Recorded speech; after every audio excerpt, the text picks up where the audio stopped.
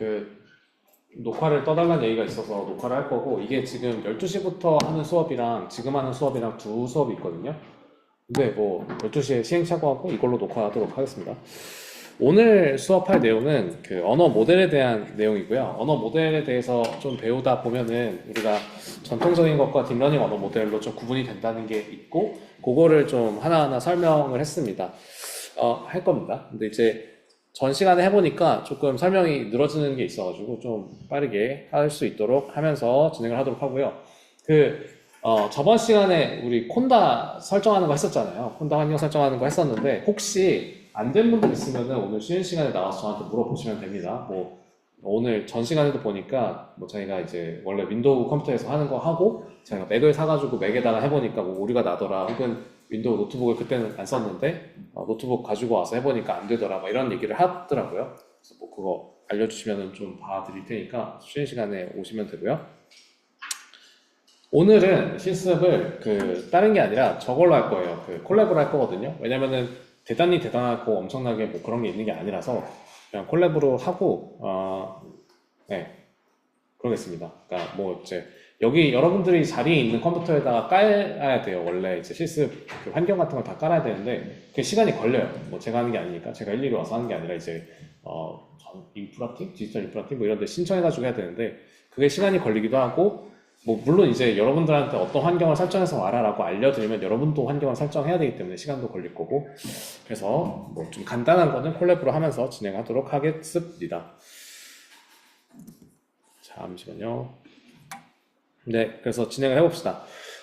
우리가 언어 모델이라는 걸 저번 시간에 좀 배웠었고요. 언어 모델이라는 게 대체 뭔지에 대해서 간단하게 설명을 드렸습니다. 언어 모델이라고 하는 거, 우리가 모델이라고 하는 게 대체 뭔지를 생각을 해보고 하면은 좀 잘 알 수가 있는데, 모델이라는 게 뭐예요, 모델? 뭐 기상 예측 모델, 패션 모델 이런 걸 보면은 이상적인 형태를 의미하거든요. 이상적인 형태인데, 뭘 하기에 이상적인 형태냐? 예측하기에 이상적인 형태를 우리가 모델이라고 부릅니다. 뭐 옷을 입었을 때, 뭐 내가 이상적인 몸은 아니지만 옷을 입었을 때 이상적인 형태라면 어떤 식의 형태가 나오는지, 사람이 옷을 입었을 때 뭐 그런 거를 보려면은 패션 모델한테 옷을 입히고 뭐 걷게 하는 거죠. 그러니까 그러니까 내가 입어보지 않았지만 입는다면 어떤 식으로 생길지를 보기 위해서 모델을 쓰는 거예요. 혹은 뭐 기상 예측 모델, 그러니까 일기예보 모델 같은 거 보면은 우리가 뭐 중국의 날씨가 어떻다, 뭐 저기 중국 뭐 러시아 쪽에 뭐 기온이 어떻다, 뭐 바람이 어떻게 분다, 기압이 어떻다, 이런 것들을 다 측정하고 나면은 지구 표면에, 그리고 지구 상공에 있는 날씨들을 어느 정도 측정하고 나면은 뭐 한 시간 뒤에 어떻게 되겠다, 뭐 하루 뒤에 어떻게 되겠다, 뭐 날씨가 맑아지겠다, 흐려지겠다, 더워지겠다, 추워지겠다, 이런 것들을 예측할 수 있는 모델이 되는 거죠. 그거는 예측하기에 이상적인 어떤 형태가 있는 거고, 거기에다가 데이터를 집어넣으면은 예측이 되는 거를 우리가 모델이라고 부릅니다. 그러면은 뭐 말이 조금 더 쉽죠. 언어 모델이라고 하는 거는 언어를 예측하기 위한 거예요. 언어라고 하는 거는 뭐 단어가 될 수도 있고요, 문장이 될 수도 있고요, 혹은 글자 A, B, C라고 하는 글자가 예측이 될 때도 있을 겁니다. 일반적으로는 단어 기준으로 예측을 하긴 하지만, 어쨌든 언어 모델이라고 하는 거는 저런 식으로 언어에 대한 확률값을 계산하고 예측하는 거를 우리가 언어 모델이라고 부릅니다. 이 언어 모델을 구현하는 방법은 옛날부터 많이 있었어요. 뭐 자연어, 그러니까 사람의 언어라는 거 굉장히 중요하잖아요. 사람의 지식을 뭐 담고 있는 뭐 다양한 뭐 수단이 있겠지만, 언어만큼 뭐 확실하고 좀 편한 수단이 없기 때문에 우리가 언어를 기준으로 이런 걸 봤었는데, 옛날에 전통적인 방법들이 있습니다. 전통적인 방법들은 주로 통계학 기반의 접근 방법이에요. 통계학이라는 거는 뭐 관측을 통해서 여러 번 수치들을 정리하는 것들을 우리가 통계학이라고 얘기하잖아요. 그래서 통계학을 쓴다는 거는 다시 말해서 단어들의 빈도 같은 거, 그러니까 뭐 예를 들어서 뭐 혹은 글자들의 빈도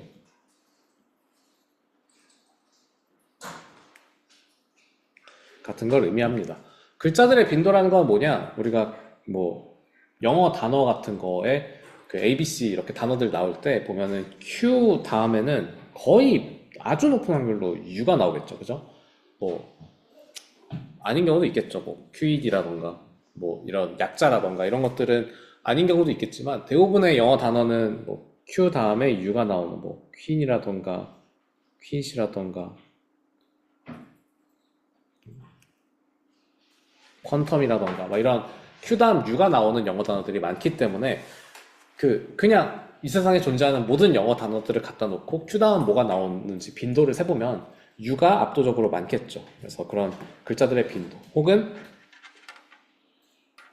뭐 군대에서 사람들이 쓰는 그러니까 영어 미군에서 사람들이 쓰는 단어들을 가지고 계산을 봤을 때 yes 다음에는 뭐 써가 나올 확률이 높겠죠. 그러니까 그런 군대라는 특수성 때문에 미군이라는 특수성 때문에 영어로 대답하는 그런 게 많을 거니까 yes 다음에 써가 많이 나왔다. 그러면은 단어들의 빈도를 가지고 아 yes가 나오면 그 다음 써가 나오는구나 이런 확률적인 예측이 좀 더 쉽고 높은 확률로 가능해지는 거죠. 그런 것들이 통계학적으로 단어들의 빈도를 갖고 계산하는 언어 모델이 됩니다. 그 언어 모델을 구현하기 위한 방법들로 우리가 코드를 좀 볼 거고요. 근데 이런 방법들의 한계가 있어요. 그러니까 전 수업은 이 정도에서 좀 마무리를 했는데, 네, 그렇습니다. 그 이후에 딥러닝 모델이 등장하고 트랜스포머라는 게 등장해서 우리가 LLM이라고 하는 거가 좀 확산이 됐다. 그러니까 우리가 지금 딥러닝 기반의 언어 모델들을 활용하고 있고 그렇게 됐다라는 얘기까지 원래는 가고 싶었는데 저 시간에 저 실습 설명하다가 좀 설명이 길어져가지고, 네, 그렇게 됐습니다. 어쨌든, 그래서 여러분들이 통계학적인 방법들을 이용해서 하는 거를 오늘 메인으로 보게 될 거고요. 어떤 한계가 있는지 같이 보시게 될 겁니다. 자, 언어 모델이라는 거를 좀 아까 설명도 드렸지만, 우리가 주어진 맥락을 바탕으로 다음 단어 혹은 토큰이 나올 확률을 예측하는 걸 우리가 주로 언어 모델이라고 얘기를 하긴 하는데요. 아까 말씀드렸던 것처럼 이 그 정의에만 제한되어 있는 건 아닙니다. 그냥 언어의 확률이에요.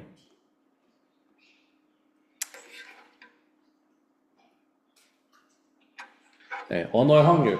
그러니까 언어의 단위를 우리가 단어로 보면은 단어가 나올 확률이 되는 거고, 토큰이라는 걸로 보면은 토큰이 나올 확률이 되는 거고, 그렇습니다. 그러니까 문장의 단위로 보면 문장이 나올 확률이 되고, 그렇습니다. 우리가 언어 모델이라고 하는 거는 단순하게 언어를 예측하기 위한 거지, 뭐 특정한 그 글자 하나를 예측해야 된다, 막 이런 거는 아니라서, 예측하는 거의 기준에 따라서 조금 차이가 있을 수 있고요.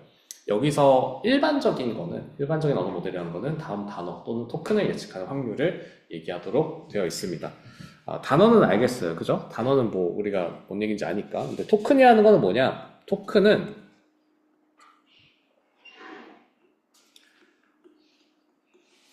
이 언어 모델이라는 게 기본적으로는 수학적인 어떤 모델이 될 거잖아요. 우리가 컴퓨터로 구현되어 있고 뭐 만들어가지고 집어 넣어 줄 거예요. 자연어들을 만들어서 이 컴퓨터 모델에다가 집어 넣어 줄 건데 컴퓨터 모델이 당연하겠지만 자연어 그 자체로 이해할 수는 없단 말이에요. 자연어 자체로 이해할 수 없으니까 이해할 수 있는 단위로 잘라줘서 넣어줘야 돼요. 그거를 우리가 토큰이라고 부릅니다.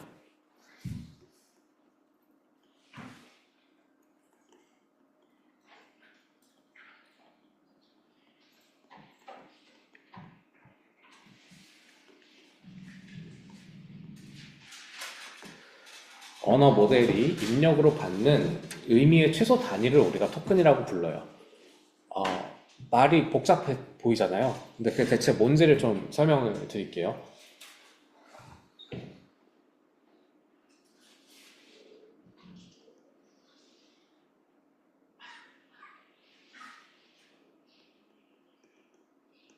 자, 이런 문장들이 있어요.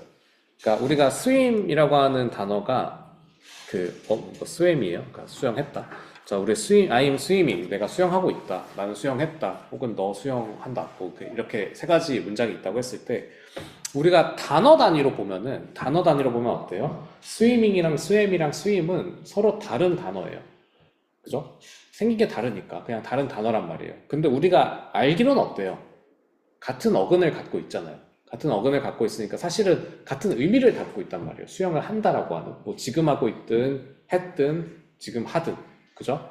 의미는 같기 때문에 이거를 넣을 때 그냥 단어 단위로 넣는 게 아니라 약간 언어 모델이 이해할 수 있게 바꿔서 넣겠다는 거예요. 어떤 식이냐?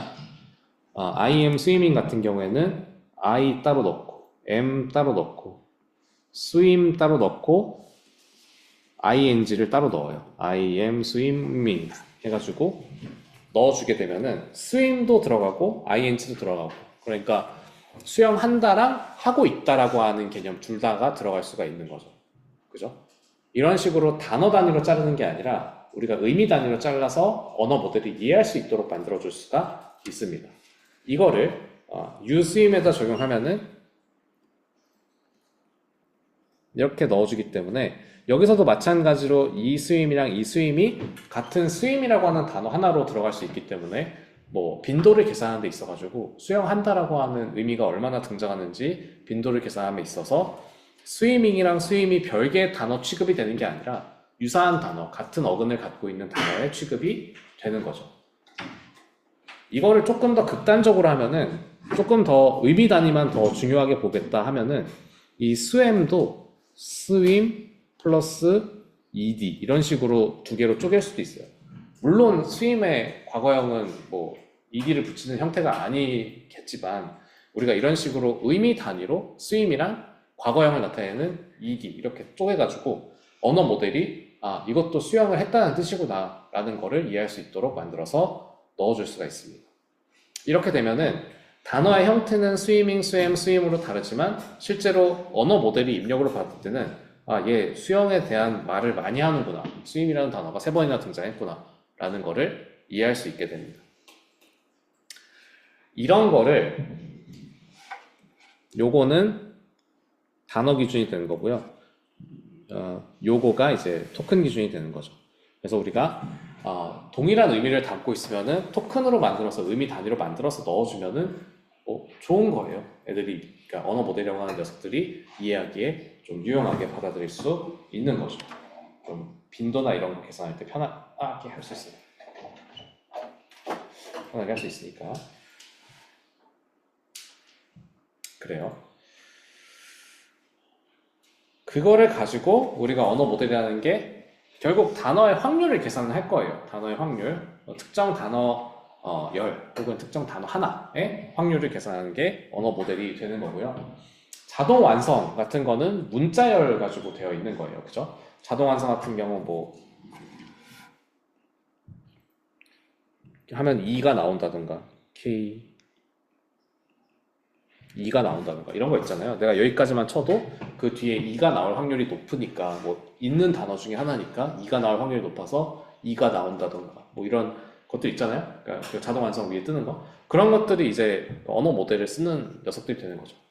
네가 CAK를 썼으면 당연히 뒤에는 2겠지, 뭐 케이크겠지, 이런 식으로 예측을 하는 거예요. 음성 인식도 비슷합니다. 음성이 패턴이 이거 들어오면은 너가 말을 할 때 막 피치가 높고, 그러니까 음이 높고 막 어떻게 되고 막 이렇든 간에 결국 너 이거 하고 나서 이 말 할 거지 라는 식의 뭐 일종의 자동 완성을 통해 가지고 음성을 인식할 수 있고요. 기계 번역도 한국어로 안녕하세요 하면은 영어로 헬로, 뭐 한국어로 안녕 하면 하이, 뭐 이런 식으로 그 쌍들, 그러니까 한국어랑 영어 쌍들이 이렇게 여러 개가 있으면은 한국어가 이럴 때 영어 단어는 어떤 게 나와야 되는지에 대한 확률을 예측하도록 만들어져 있는 것도 역시 확률에 대한 문제이기 때문에 언어 모델로 이해할 수가 있습니다. 챗봇도 마찬가지예요. 간단하게 얘기하면 챗봇 같은 거가 우리가 질문에 대해서 어떤 답변을 하는 게 가장 좋은지에 대해서 확률적인 과정으로 이해를 할 수가 있습니다. 조건부 확률로 질문을 받았을 때 그 질문에 대해서 적절한 답변에 대한 확률 값들로 표시가 되어 있는 거예요. 뭐 답변 1번, 답변 2번, 답변 3번 다양한 답변들이 있는데 그 중에 어떤 답변이 가장 그럴듯한가, 확률이 가장 높은가, 어떤 게 가장 좋은 답변인지를 골라서 내보내도록 만들어져 있는 언어 모델이 되는 거죠. 아시겠죠? 그럼 우리가 이 언어 모델이 뭐 확률을 예측한다는 건 알겠는데 그게 왜 중요한가를 좀 얘기를 해야 되는데, 우리가 이렇게 자연어라는 말을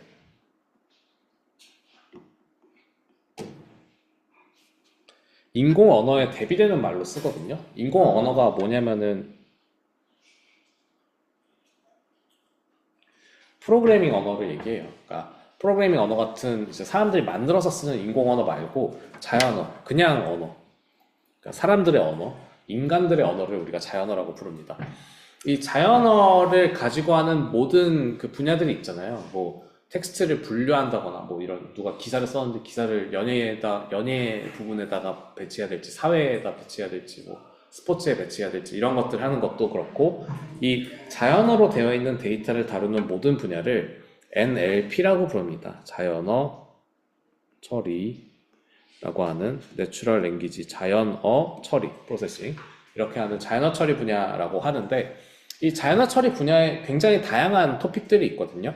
여기에 뭐 번역이 있고 서머라이제이션 그러니까 요약이 있고 챗봇이 있고 시멘틱 센티멘탈 아나리시스 요거는 이제 맥락적인 이해 혹은 저기 이제 감정 이해 이런 것들 얘기하는 거고 랭귀지 모델 같은 경우 언어 모델을 우리가 지금 본 거고 리포팅은 뭐 진단 혹은 뭐 마케팅 하면서 뭐 어떤 거가 가장 좋다 어떤 뭐 마케팅은 뭐 이벤트를 A, B, C 했는데 이벤트 A가 가장 효과가 좋았다, C가 좋았다 이런 것들 결정하는 것들 그리고 오토코렉트, 자동 완성, 자동 수정 같은 거 이런 것들을 할 때 우리가 이런 것들을 다 묶어서 자연어를 가지고 하는 태스크들이기 때문에 그런 일들이기 때문에 자연어 처리, 내추럴 랭귀지 프로세싱, NLP 이렇게 부르는데 여기에서 자연어 처리가 왜 중요하냐?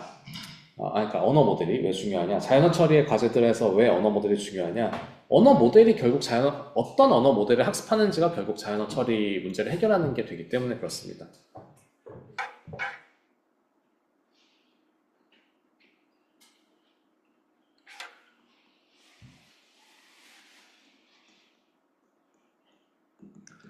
어떤 언어 모델을 어떻게 학습하는가가 결국 자연어 처리 과제의 해결 방법이 되기 때문에 그래요.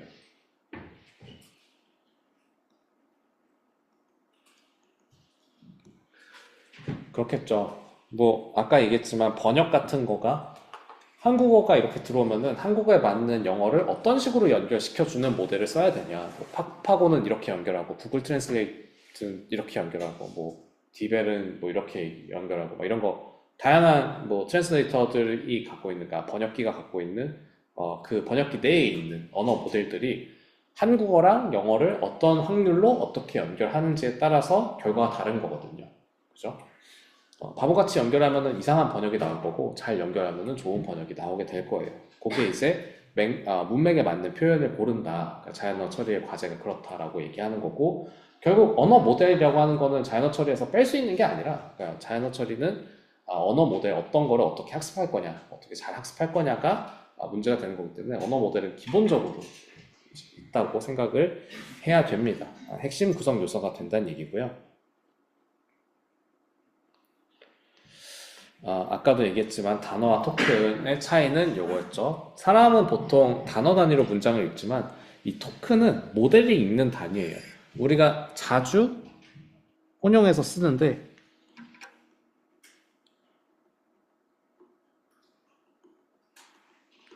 모델이 입력으로 받는 건 항상 토큰 단위예요. 그러니까 우리가 설명할 때는 좀 편하게 단어 단위로 설명하는 경우가 있고 예제를 보여줄 때는 단어 단위로 보여주는 경우도 있는데 실제로 모델이 받는 거는 토큰 단위라는 거를 알아두시면 좋겠고요. 토큰이 단어 전체일 때도 있어요. 그러니까 단어랑 토큰이 같을 때도 있어요. 그러니까 모델에 들어가는 단위가 단어 단위로 들어갈 때도 있어요. 근데 그거는 뭐 고민을 별로 안 한 거죠. 좀 똑똑하게 하려고 하는 고민을 별로 안 하고 했을 때 그렇게 되고 많은 경우에 단어의 일부를 집어넣습니다. 의미를 반영하기 위해서 그래요. 의미를 반영하기 위해서 우리가 단어의 일부를 집어넣어 주고요. 이런 토크나이저 단어를 혹은 이제 문장을 토큰 단위로 자르는 녀석을 우리가 토크나이저라고 부르고 자르는 걸 토큰화라고 합니다. 자, 우리가 단어들 혹은 문장이 이렇게 길게 있는데 그거를 그러니까 토큰 단위로 이렇게 자르고 싶어요. 그 토큰 단위로 자를 때 이제 그 토큰 단위로 자르는 녀석을 토크나이저라고 부르고 그 토큰 단위로 자르는 행위 자체를 토큰화라고 부릅니다. 어떤 토크나이저는 그냥 단어 단위로, 그러니까 스페이스 단위로, 그러니까 그 띄어쓰기 단위로 그냥 잘라버리는 경우가 있어요. 그러면 인공지능은 뭐 띄고 어쩌고 저쩌고 이렇게 할 건데, 그 띄어쓰기 기준으로 자르는 녀석은 인공지능은이 하나의 단어이자 하나의 토큰이 되는 거죠. 근데 이렇게 안 하고, 조사는 따로 해야지, 이런 인공지능과 조사는 또 구분해가지고 다른 토큰으로 들어가도록 만들어주는 경우도 있어요. 잠시만요. 인공지능학과 관련돼서 일이 있어가지고.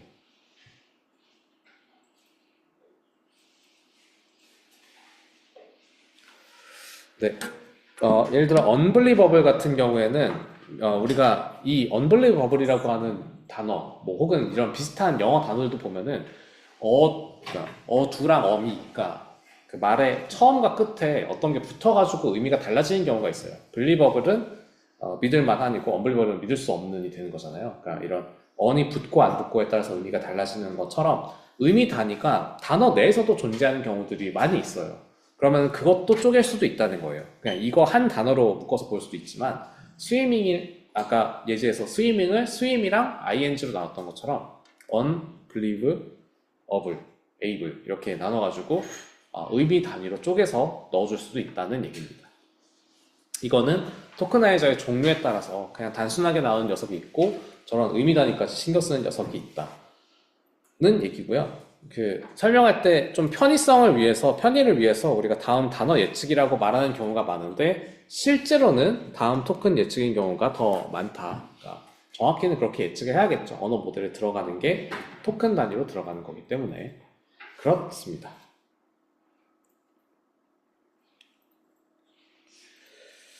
자, 언어 모델은 확률적 접근이라고 했는데요. 이 확률적 접근이라는 게 어떤 식인지를 조금 잘 알아두시면 좋아요. 이 확률적 접근이라고 하는 게 이런 식입니다. 언어에 대한 확률을 다루는 게 언어 모델이고, 이 다음 단어가 어떤 게 나올까를 예측하는 데 쓰여요. 자, 이게 근데 헷갈리면 안 되는 게,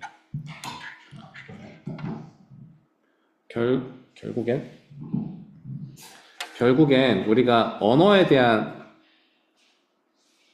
확률을 구하고 뭔가 예측하는 게 언어 모델이잖아요.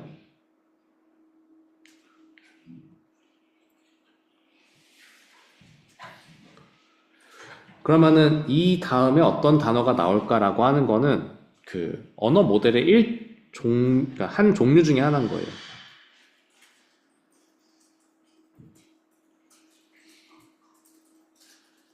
근데 대표적인 종류인 거고요. 어떤 거냐면 GPT가 이렇게 작동합니다. 뭐 제미나이 이런 거 포함해서 챗봇들이 다 이렇게 작동해요.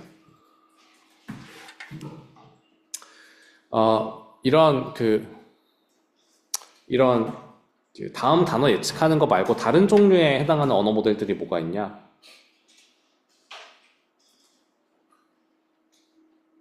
아까 봤던 뭐 번역이 그래요. 번역.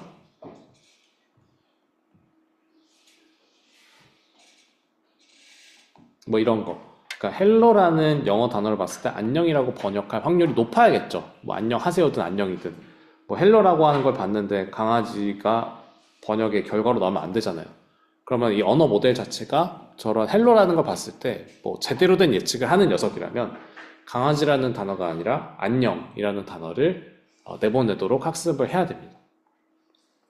이런 언어 모델은 이 다음에 어떤 단어가 나올까가 아니라 이 영어 단어에 맞는 한국어 확률 분포를 갖고 있는 녀석이 되는 거예요.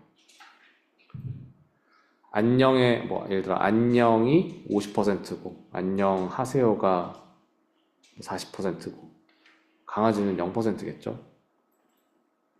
뭐 이런 식으로 이 헬로라는 거를 조건으로 받았을 때 나오는 다음 단어에 대한 확률들을 알고 있는 게 이런 번역에서의 언어 모델이 정의되는 방식인 겁니다.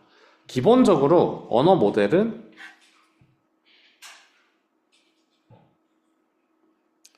그 언어에 대한 확률을 구하고 예측하는 녀석인 거고, 뭐 번역은 이렇게 되고 챗봇은 이렇게 되고 이런 언어 모델의 종류에 따라서 접근 방법이 약간씩 다른 거예요. 이 다음에 어떤 단어가 나올까 자체는 언어 모델이라기보다는 한 종류고 대표적인 GPT의 사례인 거예요.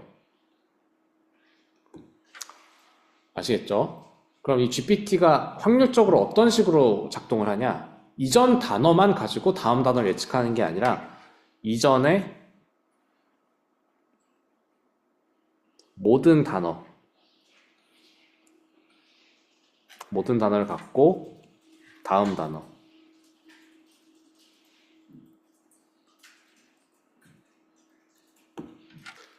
단어를 예측한다 라는 거예요. 그러니까 여기 보면 1번부터 n-1번까지 입력으로 받아서 n번째를 예측하도록 만들어져 있는 것처럼 이전의 모든 단어들이 주어졌을 때 다음 단어의 확률값을 예측하도록 만들어져 있는 게 GPT입니다. 대표적인 예제가 GPT고 혹은 Ngram이라고 하는 전통적인 녀석도 똑같아요. 사실 이 GPT라고 하는 게 그냥 이 세상에 아무런 근거 없이 나온 게 아니라 이 Ngram 기반으로 개발돼서 발전된 게 GPT라고 하는 녀석이 됩니다. 자, 그리고 문장 전체가 등장할 확률이라고 하는 거는 100 of words 라는 이것도 마찬가지로 전통적인 방법인데요. 전통적인 방법에 언어 모델을 학습하는 방법이 있어요. 이런 것들이 여러 개가 있어요. 그러니까 아까 말씀드렸던 것처럼 언어 모델이라고 하는 게 단순히 한 종류로만 정의될 수 있는 게 아니라서 이 다음 단어가 어떤 단어가 알아맞히는지 나오는 그런 확률을 구하는 녀석도 있는 반면에 어떤 단어가 나올 확률, 어떤 문장이 나올 확률이 얼마나 되는지를 계산하는 백 오브 워즈 같은 언어 모델도 있습니다. 이거는 차근차근 보시면서 알게 될 거고 오늘 목표는 일단 백 오브 워즈랑 Ngram까지 설명하는 게 목표가 됩니다. 자, 그러면은 이거 보시면 n-1번째까지 가지고 n번째 단어를 예측하는 게 대체 문장을 생성하는데 어떻게 이어지냐?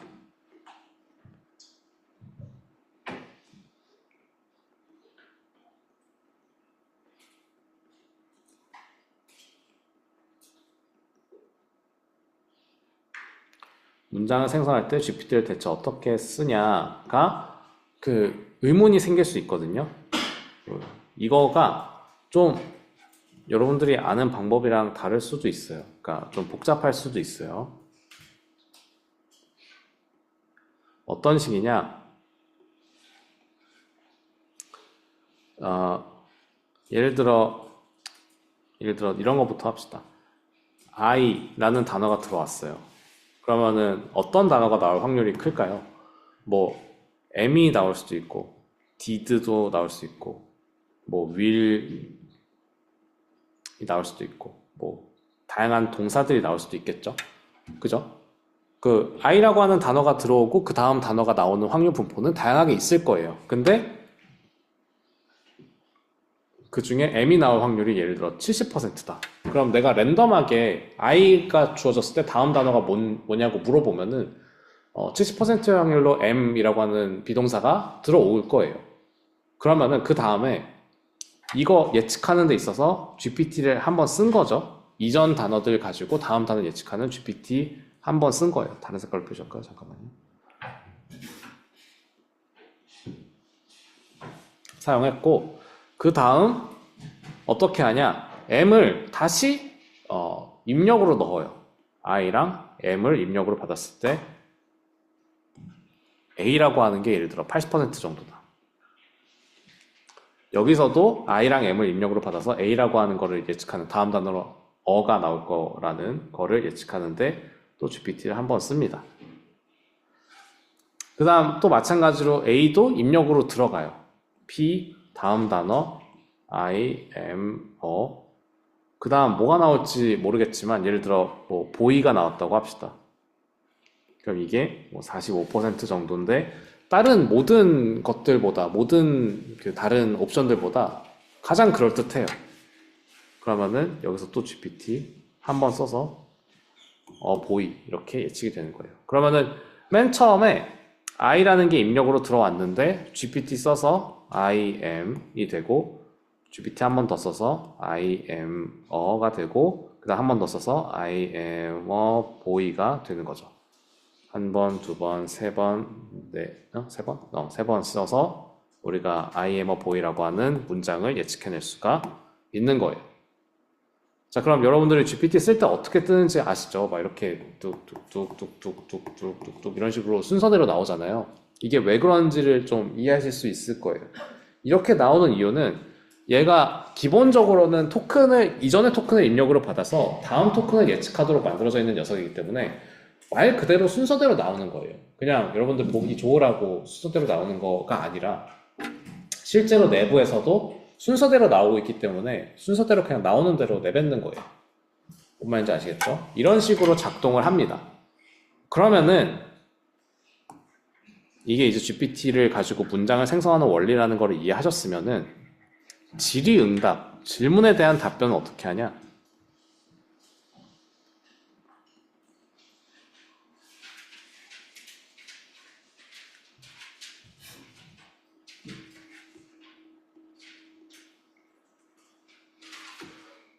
질문과 답변에서 GPT에 사용을 하는 거는 질문과 A를 입력으로 넣으면서 시작을 합니다. 자, 뭔 얘기냐? Q, LLM, 이 뭐야? 라고 우리가 물어보면은 이 A 어쩌고 저쩌고 이런 식으로 답변을 할 거거든요. 우리가 GPT든 제미나이든 이런 챗봇을 쓸 때 보는 거는 내가 입력 이렇게 했고 출력 이렇게 나왔다만 보이지만 언어 모델한테 어디서부터 어디까지가 질문이고 어디서부터 답변이다라는 건 알려줘야 되잖아요. 그러니까 Q랑 A라는 걸 붙여요. Q랑 A라는 걸 붙이고 똑같이 GPT에 들어갈 때 그러니까 첫 번째 맨 처음 들어가는 게 그러니까 Q, LLM이 뭐야? 네. 라는 세 단어에다가 A까지 넣어서 이제부터 내가 질문을 했고 이제부터 네가 답변을 해야 돼 라는 거를 알려주는 거예요. 뭔 얘기냐? 우리가 위에서는 I라는 게 들어간 다음에 그러니까 첫 단어가 I일 때 그 다음 뭐가 나오고 그 다음 뭐가 나오고 그 다음 뭐가 나오고 이런 순서대로 처음 단어만 존재하고 나머지는 다 만들어진 거였잖아요. 근데 이 질의응답을 할 때는 질문과 네가 답변을 해야 된다는 조건을 준 상태에서 다음 단어가 뭔지를 알아맞히도록 해요. 근데 다음 단어 알아맞히려고 할 때 보니까 LLM은으로 시작하네요. 그죠? LLM은이 가장 확률이 높아요. 이게 막 30%예요. 다른 단어들은 확률이 더 낮고 LLM은이 나올 확률이 30%면은 LLM은이 그 다음 단어다. Q, LLM이 뭐야? 라고 왔을 때 A 여기 LLM은이니까 LLM은 이렇게 써놓고 얘를 저쪽으로 넘긴 다음에 이거 한 번 할 때 GPT 한 번 쓰고요.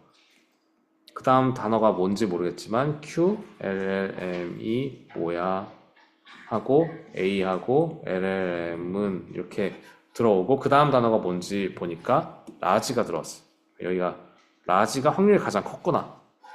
여기다 또 라지로 답변을 쓰는 거예요. 그 다음에 어떻게 해요? 또 여기서 이제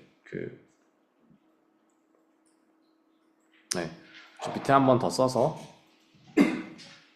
얻은 거고 여기 LLM 넘기고 또 하는 거죠.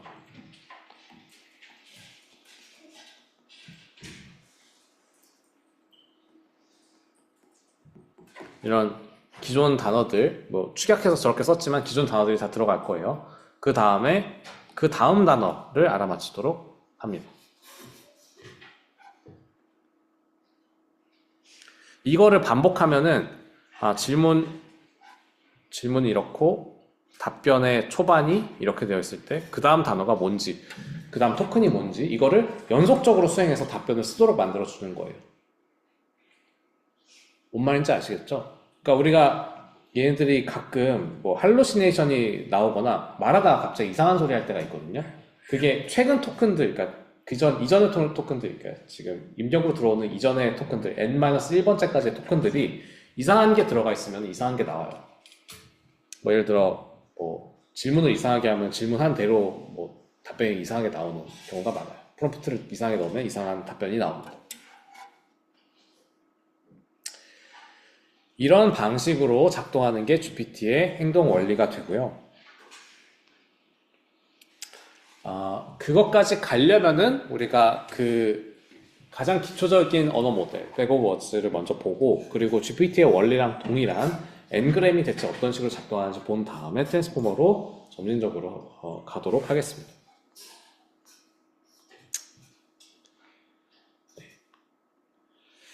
전통적인 언어 모델이라고 하는 백오버즈나 N그램이나 사실 기본적인 아이디어 자체는 동일해요. 우리가 단어의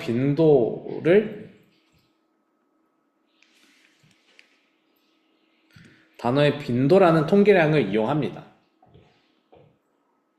단어의 빈도라는 통계량을 이용해서 우리가 하고 싶은 거는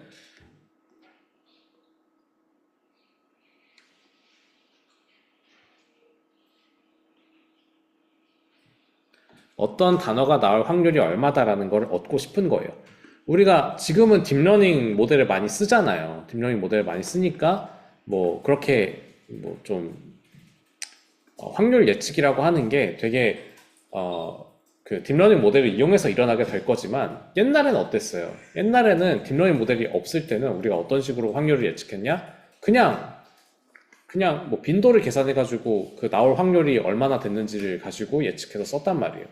뭔 얘기냐면은 예를 들어 뭐 어제 날씨가 흐렸어요. 그럼 오늘 비올 확률이 뭐 20% 이런 식으로 그냥 대충 빈도를 가지고 계산해서 쓰는 거예요. 뭐 일기예보를 가지고 딥러닝 모델을 이용해서 복잡하게 예측해서 쓰는 게 아니라. 그래서 고전적인 언어 모델 같은 경우에는 그런 식으로 실제 사람들이 쓰는 언어에서 등장하는 단어의 빈도를 가지고 만들어져 있습니다. 뭐 Q 다음에 U가 많이 나온다든지 이런 것도 영어 단어에서 많이 등장하는 거죠. 뭐 군대에서 미군에서 yes 다음에 so가 나오는 게 더 많다라고 하는 것도 실제로 그 사람들이 쓰는 빈도에 따라서 그렇게 나오는 거잖아요.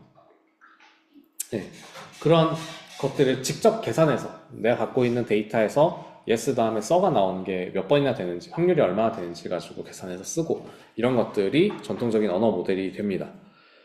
근데 이 N그램은 여태까지 소개한 게 N그램이란 말이에요. 그 앞에 단어들을 보고서 다음 단어의 확률 예측하는 게 N그램인데, 백오버워즈는 뭐냐? 백오버워즈는 단순하게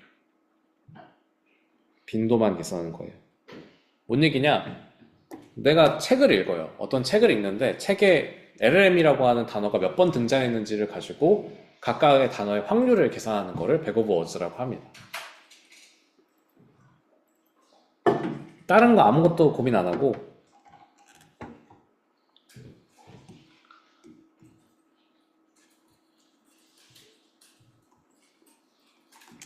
그냥 단순하게 빈도만 계산하는 거를 백오버워즈라고 합니다. 그래서 문서 안에서 몇 번 등장했는지만 기록해서 그거 가지고 하는 게 되고, 단어의 순서 정보를 아예 버려요. 그래서 문장 생성형 언어 모델로 적절하지 않은데 그냥 단순하게 이제 문서 분류나 검색용 특징으로 검색할 때 쓰는 언어 모델로 많이 씁니다. 뭔 얘기냐면은 예를 들어서 우리가 뭐 단어들, 그러니까 제가 이제 수업 시간에 얘기하는 단어들을 분석해 보면은 뭐 이제라는 단어를 많이 얘기할 거고, 일단이라는 얘기 많이 할 거고, LLM이라고 하는 단어도 많이 쓰겠죠. 그러니까 라고 하는 단어도 쓰고, 막 이런 단어들의 확률이 높아요. 이게 예를 들어서 뭐 30%, 뭐 20%, 10%, 40% 이렇게 있다고 하면은 랜덤하게 한 단어를 샘플링 하면은 뭐 그니까가 나올 확률이 높은 거죠. 그 다음에 랜덤하게 다시 샘플링 하면은 이제, 일단, 이제 뭐 이런 식으로 나오는 거예요. 순서에 대한 정보가 전혀 없기 때문에 뭐 문장의 시작에 적절한지 문장의 중간에 적절한지 이런 거랑 상관없이 그냥 막 샘플링 되는 거예요.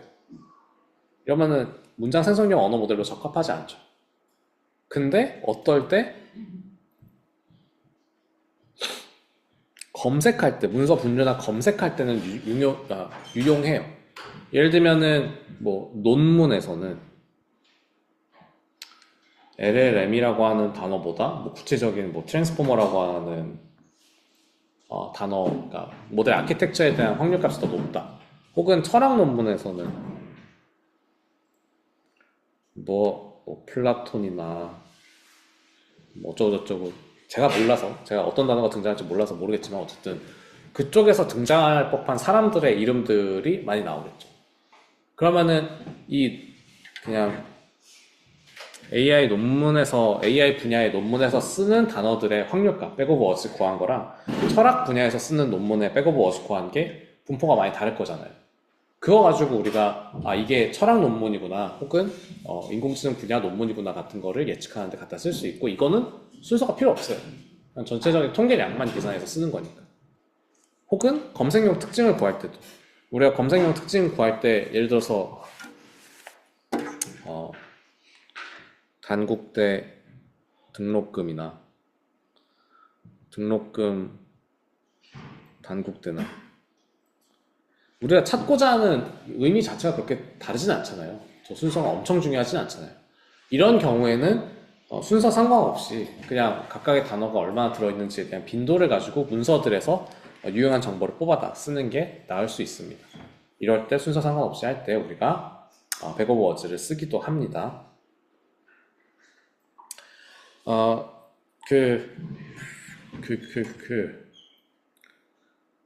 저희 자료 받은 데 있고요. 잠깐만요.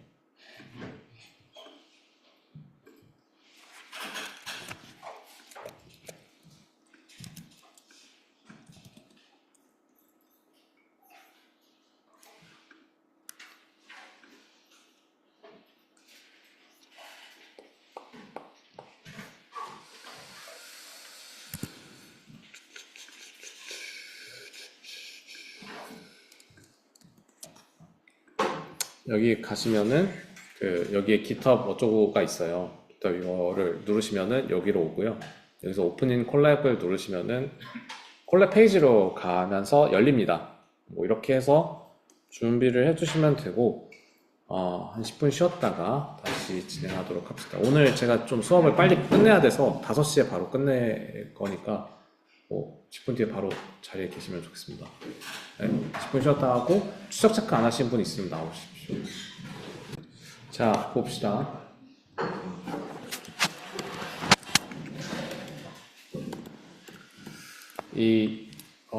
가장 먼저 좀 봐야 되는 거는 이 라이브러리들에 대한 설명이거든요. NLTK랑 스트링이랑 numpy가 있고 또 저거가 있어요. 저기 자료 보시면은 collections, from collections 해가지고 잠깐만요. 좀 세워놓고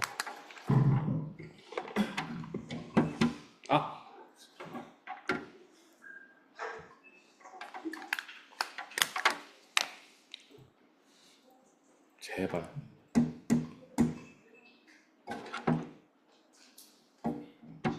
언제 되는 걸까? 기준을 모르겠어.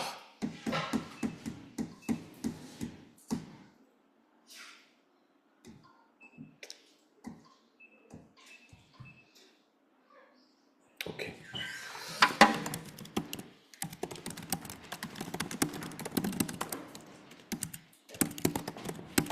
이렇게 있는데 이 NLTK는 뭐 이름에서 아시겠지만 내추럴 랭귀지 프로세싱 툴킷이에요. 자연어 처리를 위한 툴킷 라이브러리다. 이런 거고 이 스트링은 스트링이라고 하는 데이터 형태가 있잖아요. 데이터형, 자료형 있는 그 클래스에 있는 메서드들 쓰기 위해서 스트링 편집하기 위해서 쓰는 메서드들 제가 처리한 기본 라이브러리 4장이고요. 컬렉션스도 비슷해요. 컬렉션스도 4장인데 조금 중요한 것들이 그러니까 덜 중요한 것들. 중요한 것들은 그냥 독립적으로 있고 덜 중요한 것들이 포함되어 있는데 클래스들이 여러 개가 있어요. 근데 이제 이 카운터는 당연하겠지만 카운트 할 때 좀 편하게 하려고 미리 만들어진 거고, 이 디폴트 딕트는 그냥 딕트는 좀 키에 해당하는 밸류만 들어가잖아요. 근데 이제 디폴트 딕트 같은 경우는 딕트 안에 딕트를 넣을 수 있다는 장점이 있어요. 우리가 파이썬에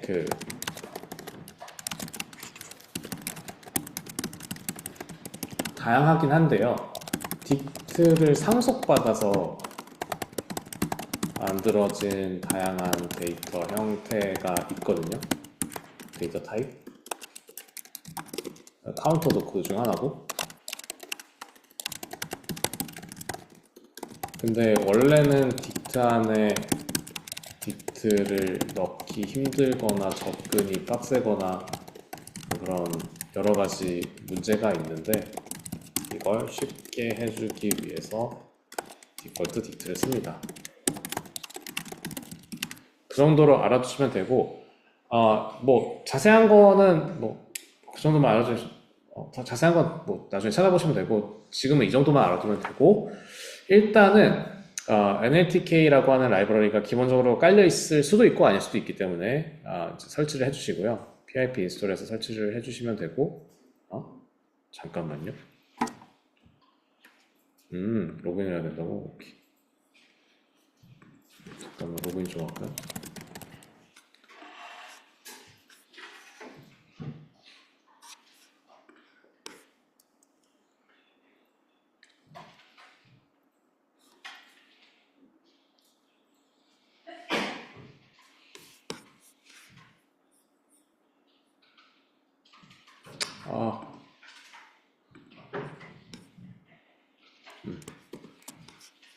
이런 거가 뜰 거예요.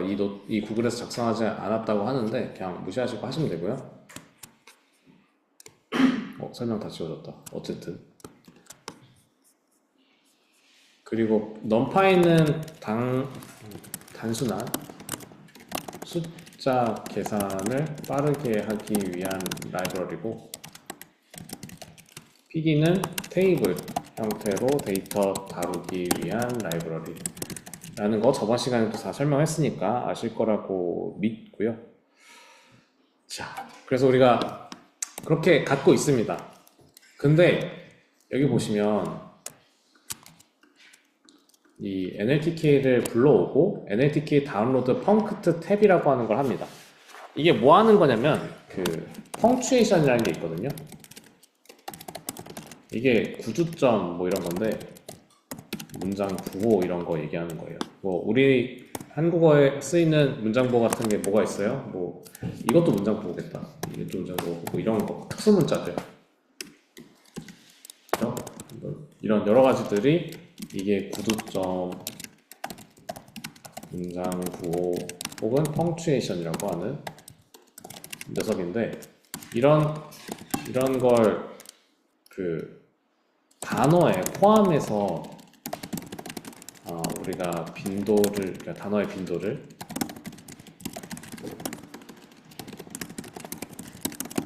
생각을 하는 거예요. 우리가 이걸 포함해서 단어의 빈도를 계산하고 싶지는 않다고 생각을 하기 때문에 그거를 좀 정리해서 조절해서 제거해주는 역할을 좀 써보고 싶다라는 게 이 펑츄에이션을 제거한다라는 의미인데,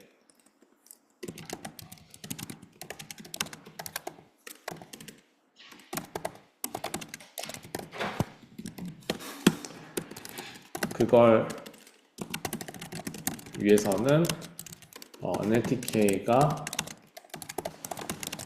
인식하고 없애고 나서 토큰화하도록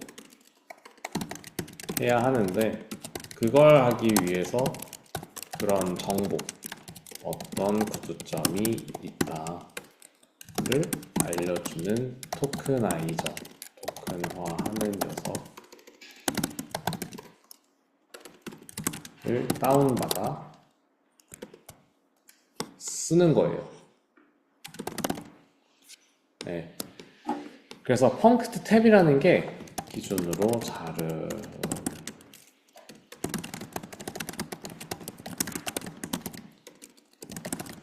이런 그 NLTK에 있는 다양한 토크나이저를 가지고 올 수 있는데, 펑추에이션 기준으로, 그러니까 구두점이나 문장보를 무시하고 그 기준으로 자르는 녀석을 불러오겠다는 뜻에서 이거를 갖다 쓰는 거고요.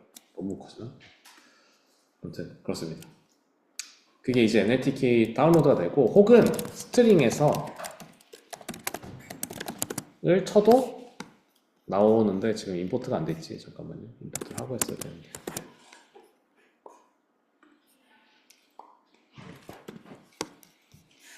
네, 보시면은 스트링 펑추에이션 해도 우리가 그죠? 이런 녀석들이 구두점이다. 그러니까 펑추에이션 녀석들이다. 좀 제거돼야 되는 문장 보호들 녀석들이다라는 거를 표시해 주는 걸 볼 수가 있습니다.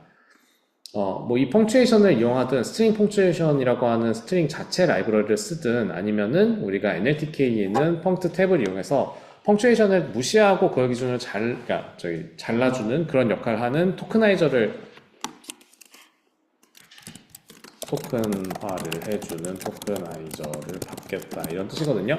그래서 그런 식으로 토크나이저를 받아서 갖다 쓰든 사실 똑같은데요. 그러니까 여러분들이 펑추에이션이 어떤 게 있는지 궁금하다 그러면 이 스트링 펑추에이션을 보시면 되고, 이 NLTK 다운로드 펑트 탭 같은 경우에는 우리가 모든 것을 NLTK로 사용하실 때, NLTK의 토크나이저가 모든 걸 처리해 주길 바랄 때, 이 NLTK 토크나이저를 사용할 때는 이 펑트 탭을 받아서 사용하시면 됩니다. 기본적으로 이 NLTK 다운로드에 들어가 있는 게 펑트 탭 말고도, 그러니까 이 펑추에이션 기준으로 토크나이징 하는 거 말고 다른 토크나이저들도 물론 있어요. 근데 이제 가장 대중적인 게 이 펑추에이션 기준으로 잘라주는 토크나이저다라는 얘기입니다.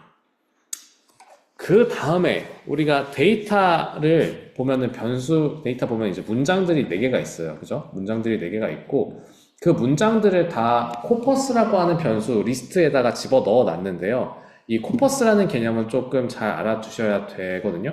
그거를 조금 써서 설명드리고 합시다.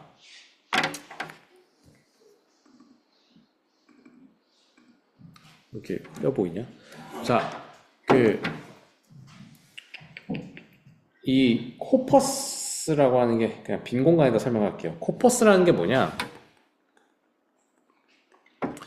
코퍼스라고 하는 건 한국어로 하면 말뭉치라고 부릅니다. 말뭉치라고 부르고, 의미를 얘기하자면, 의미는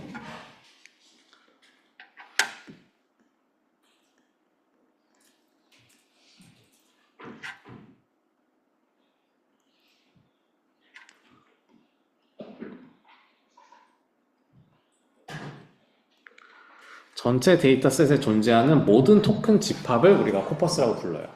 그러니까 예를 들어서 내가 가지고 있는 데이터가 뭐 군대에서 대화다, 혹은 일상 대학생 대화다, 교수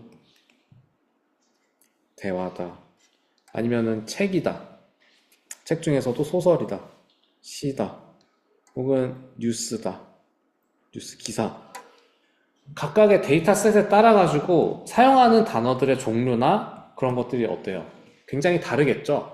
일상 대화 같은 거에서 쓰는 단어들도 책에서 막 소설에서 뉴스 기사에서 쓰지 않는 것들 많이 있을 거 아니에요. 뭐 예를 들면 욕 같은 거를 기사에서 쓰진 않잖아요. 뉴스 기사에서. 그런 것들이 코퍼스를 다르게 만드는 요인이 됩니다. 코퍼스라고 하는 거는 모든 토큰 집합들을 의미하기 때문에 군대에서 쓰는 단어들이 뭐 책에서는 안 쓸 수도 있고, 일상 대학생들이 쓰는 단어를 교수들은 안 쓸 수도 있고, 교수들이 쓰는 대화가 뭐 책에 나오지 않는 단어들, 뭐 이제 뭐 어떤 특정 학문 분야에 대한 그런 것들이 있다면 그렇게 나오는 차이들이 있을 겁니다. 뭔 말인지 아시겠죠? 그러니까 그런 거를 우리가 코퍼스라고 불러요. 네, 예를 들어 여기 여기 있는 이런 데이터셋을 집어 넣어주게 되면은 Python is amazing and fun, powerful, flexible. 왜냐면 파이썬이랑 is랑 n은 이미 코퍼스에 포함되어 있으니까, 그죠? 이미 있는 토큰이기 때문에 스킵하고, LLM, is도 이미 있으니까 스킵하고, powerful도 이미 있고, and도 이미 있고, useful은 없네요. useful 저기 넣고, LLM 넣고, LLM 있으니까 빠지고, is 빠지고, amazing 빠지고, 이미 있으니까, for 있고, 넣어줘야 되고, language 없으니까 넣고, tasks 넣고. 그러니까 여기 동그라미 친 거는 코퍼스 안에 포함되고, 가위표 친 거는 이제 스킵된 거예요. 왜냐면 이미 코퍼스 안에 이미 있기 때문에, 그죠? 이런 식으로 모든 토큰의 집합이 되는 거고요.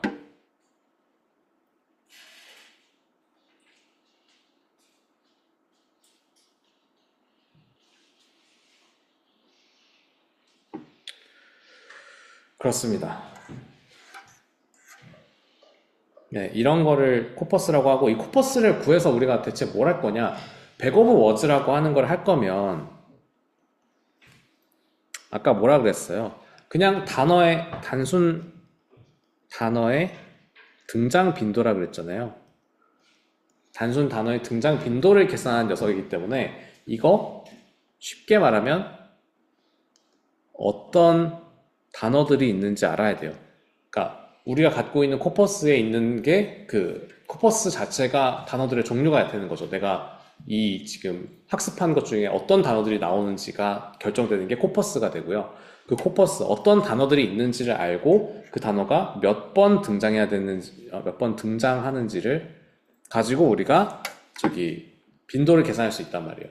빈도를 계산하면은 그 빈도를 가지고 확률을 구할 수가 있고요. 몇 번 등장했는지를 알면 확률을 계산할 수 있고, 확률을 계산하면은 그 단어가 얼마나 많이 나온다라는 거를 또 계산할 수가 있게 되는 거죠. 그게 우리가 여기에서 하고자 하는 접근 방법이 되고요. 그렇다면 여기에 이 코퍼스라고 하는 건 사실 그냥 데이터 자체를 의미하는 거예요.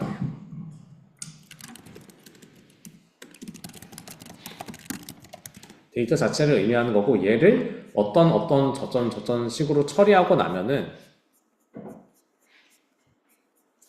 이런 식의 보캐블러리라고 하는 이 데이터셋에 존재하는 전체 단어들로 구성되어 있는 코퍼스가 만들어질 겁니다. 아까 봤던 것처럼 겹치는 게 있으면 빼고, 그죠? is가 들어있으면 is를 더 안 넣고, 이런 식으로 계산해가지고 우리가 단어들의 전체 집합을 계산하는 게 될 거고, 그걸 가지고 하는 게 백 오브 워즈가 됩니다. 자, 그래서 그거를 할 건데요. 잠깐만요.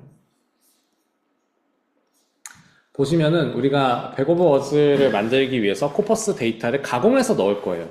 자, 이 가공이라고 하는 표현을 제가 썼는데, 뭐를 대체 가공해야 되냐? 뭐를 대체 가공해야 되냐면, 이 전처리라고 하는 걸 합니다. 프리 프로세스라서 전처리예요. 프리가 전이고 처리가 프로세스가 되는 거죠. 전처리는 다시 말해서 처리 전에 하는 처리를 우리가 전처리라고 하고, 어떤 처리 전에? 자연어 처리 전에 하는 처리를 전처리라고 합니다. 이 다양한 것들을 할 수가 있는데요. 여기서는 간단하게 뭘 할 거냐? 소문자로 변환을 시킬 거예요. LLM이든 파이썬이든. 사실 같은 거잖아요. 대문자, 소문자가 있다 그래서 다른 단어 취급을 당하면 안 되겠죠. 같은 단어 취급을 하기 위해서 모두 소문자로 만들어주는 거를 할 거고요. 그리고 트랜스레이트를 이용해서 우리가 펑츄에이션을 제거하는 걸 할 거예요.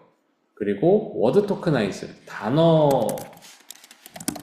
단위로 토큰화하는 작업을 통해서 문장, 스트링 하나를 단어들로 쪼갤 거다가 됩니다. 자, 이게 우리가 하고 싶은 거예요.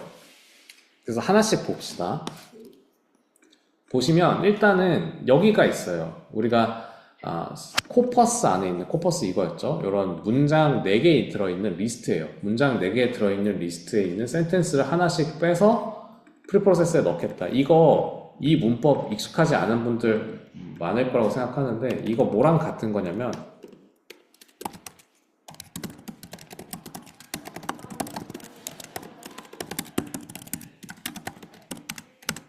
프로세스드 코퍼스라고 하는 비어있는 리스트에다가 이거를 하나씩 뽑아서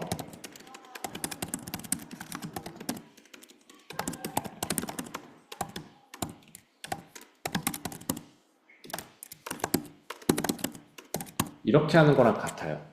그러니까 이렇게 하는 거가 그 좀 메모리 효율성이나 이런 것 때문에 이런 식으로 쓰는 게 되는 겁니다. 그러니까 리스트 안에다가 넣을 건데 리스트 안에 어떻게 넣겠다? 코퍼스에 있는 센텐스들을 하나씩 뽑아서 프리프로세스 한 거를 리스트에다 넣겠다 라고 한 줄로 쓸 수도 있고요.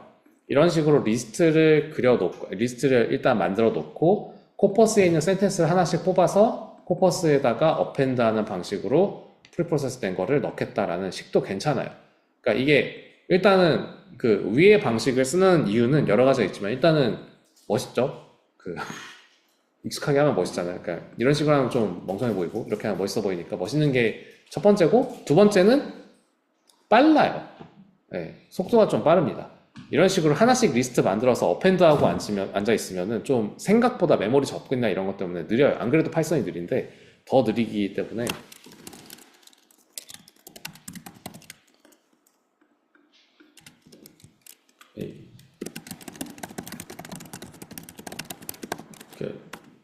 한 문장에서 리스트 내에서 폼은 돌리는 방법이 있고 이렇게 더 쉬운 표현 방법이 있는데 이게 멋지기도 한데 빨라요. 네. 그래서 이런 방식으로, 근데 이해할 때는 이렇게 해도 똑같아요. 돌아가는 과정은 똑같으니까 아래쪽으로 하셔도 상관은 없습니다. 그렇게 해서 코퍼스에 있는 센텐스들 하나씩 뽑아서 우리가 저기 프리프로세스 한 거를 리스트에다 넣을 거고, 프리프로세스는 아까 봤던 것처럼 로어하고 트랜스레이트하고 토크나이즈 하는 요 작업을 하게 될 거고, 그렇게 해서 프리프로세스드 코퍼스에 있으면은 프리프로세스드 코퍼스에 있는 거 토큰들을 하나씩 뽑아서 보여주겠다, 이런 식이 되는 겁니다. 자, 그러면은 우리가 이거를 이렇게 선언을 해서 이런 함수가 있다는 걸 알려주고요. 그 다음에 이 위에 있는 거를 하든 아래에 있는 걸 하든 사실 똑같거든요. 그래서 아래에 있는 걸로 간다고 치면은 이 센텐스에는 코퍼스에 있는 것들이 하나씩 튀어나올 거예요. 그죠? 코퍼스에 있는 게 하나씩 나오니까 센텐스가 코퍼스에 첫 번째 있는 거를 가지고 간다. 그러면은 이 센텐스가 지금 이 포문에서 첫 번째 루프 돌 때 들어가는 센텐스가 이렇게 나올 거예요. 그죠? 이렇게 나오고 이 센텐스를 프리프로세스 합니다. 자, 센텐스, 첫 번째 센텐스라고 하는 건 당연하겠지만 프린트에서 보여줄까요?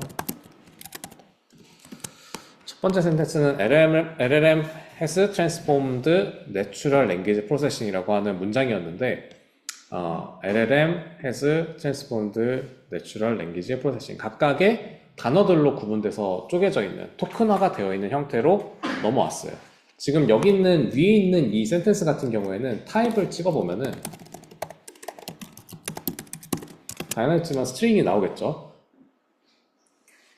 근데 아래에 있는 거는 프리프로세스 한 결과는 리스트가 나오겠죠. 리스트니까. 네, 리스트가 나오고요. 이런 식으로 토큰화가 되어 있는 형태가 됩니다. 아까 앞에서 말씀드렸던 것처럼 얘가 로어하고 트랜스레이트하고 이런 걸 하기 때문에 로어가 돼서 소문자가 되고, 트랜스레이트이 어떻게 작동하는지 모르겠지만 어떻게 작동해서 구두점을 제거하고 이런 게 보입니다. 자, 그건 알겠는데 그 저번 시간에 배웠던 거 기억을 하시면은 우리가 이런 거 있잖아요. 로어는 그렇다 쳐요. 로어도 그렇다 치지 말까요? 잠깐만요.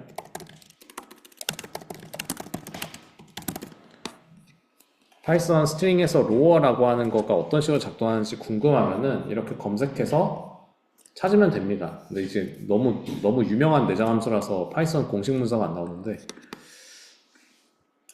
아무튼 로어 메서드를 이렇게 치면은 어떤 식으로 나온다라고 하는 거 설명이 있네요. 로어 메서드 returns a string where all characters are lowercase. lowercase라는 게 소문자잖아요. 그러니까 모든 캐릭터, 모든 문자가 소문자인 걸로 리턴을 한다라는 얘기고, 이게 어떤 식으로 작동하는지 우리가 여기 그 텍스트에다가 이렇게 하면은 그러니까 소문자로 다 바뀐다라는 거죠. LLM이라고 하는 대문자로 써져 있던 것도 소문자로 바뀌고 이렇게 된다는 거고, 그래서 이 센텐스를 프린트하고 프린트 센텐스 로어를 하게 되면은 이렇게, 원래는 LLM has transformed natural language processing이었던 게 소문자로 LLM 이렇게 들어가도록 만들어져 있는 걸 볼 수가 있습니다. 자, 이렇게 sentence.lower 이렇게 하는 거를 메서드 호출이라고 부르죠. 뭐 아시는 분들은 아시겠지만 메서드는 뭐예요?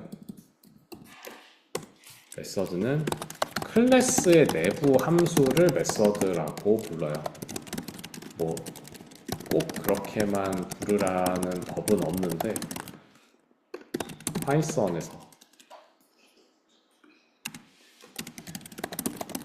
파이썬에서는 그렇고요.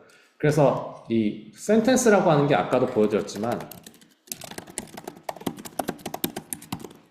타입이 string 클래스거든요. string 클래스에 구현되어 있는 메서드 중에 하나가 lower라고 하는 메서드가 있는 거예요. 그 메서드는 뭐 하는 거예요? 대문자를 전부 소문자로 바꾸는 그런 역할을 하는 내부 함수가 되는 겁니다. string 타입에만 적용된 거예요. 당연하겠지만 뭐 인티저, 뭐 플로팅 포인트 막 이런 숫자들을 로어 케이스로 바꾼다는 건 말이 안 되잖아요. 그죠? 숫자를 뭐 소문자로 바꾼다는 건 말이 안 되니까 문자, 스트링이라고 하는 거에 대해서만 로어 케이스 이런 그 소문자로 바꿔주는 로어 같은 메서드가 정의가 되어 있는 거예요. 이런 클래스에서만 정의가 되어 있는 거고요. 그리고 그 다음 라인을 보면은 그 translate하고 string make trans 이렇게 돼 있어요. string이라고 하는 클래스에서 make trans가 대체 무슨 역할을 하고 있는지를 알아봐야지 저게 어떤 역할을 하는 함수인지를 우리가 알 수 있는 거죠. string make trans를 살펴보면은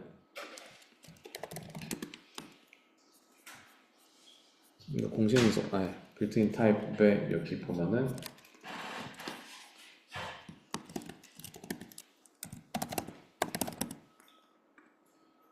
make trans가 this static method returns a translation table. translation table이 뭔지 모르겠지만 translation table을 만든대요. string translate, 우리 보면은 지금 string translate 쓰잖아요. string make trans 해가지고 얻은 거를 string translate에다가 집어넣잖아요. 그러니까 translate를 위한 어떤 그 translation table을 리턴한다. 그러면 그 translation table은 뭐냐? 유니코드 숫자랑 뭐 예를 들어 아스키 코드 같은 거 있잖아요. 아스키 코드처럼 이렇게 숫자랑 그거에 해당하는 캐릭터 어떤 걸로 대치할지를 결정해서 넣어준다고 하거든요. 그러니까 예를 들어서 from to 하면은 예를 들어 A라고 하는 대문자를 넣으면은 A라고 하는 소문자로 바뀌도록 우리가 거기에 유니코드 숫자를 넣어주면 되는 거예요.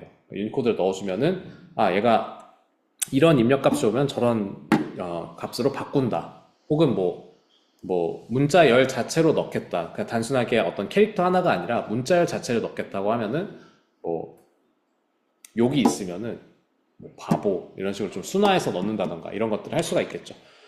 그리고 이 from이랑 to에 그렇게 넣을 수가 있고, remove 안에 있는 거는 여기 보시면은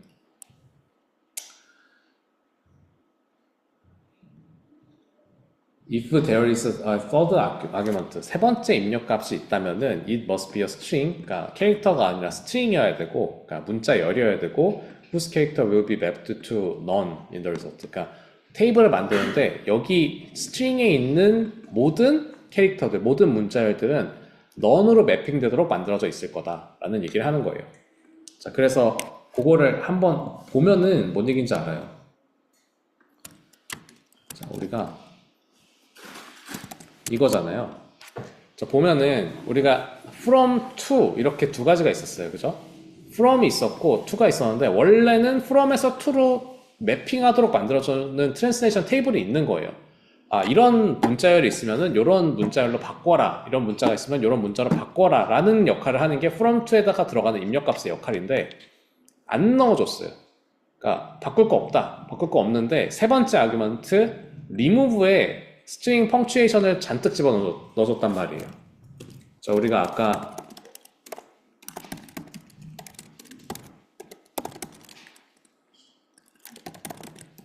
이 string punctuation이 대체 뭐였는지 다시 한번 보시면 이런 녀석들이었어요.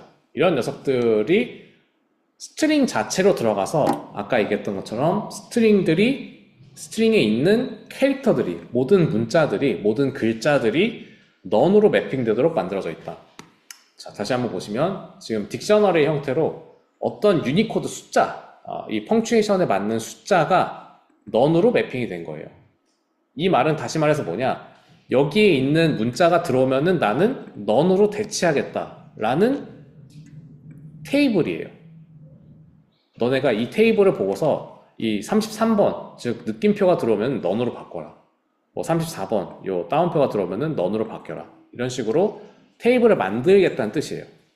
그럼 얘가 텍스트 트랜슬레이트에서 대체 어떤 식으로 쓰이냐, 그것도 여기 보면 나오겠죠.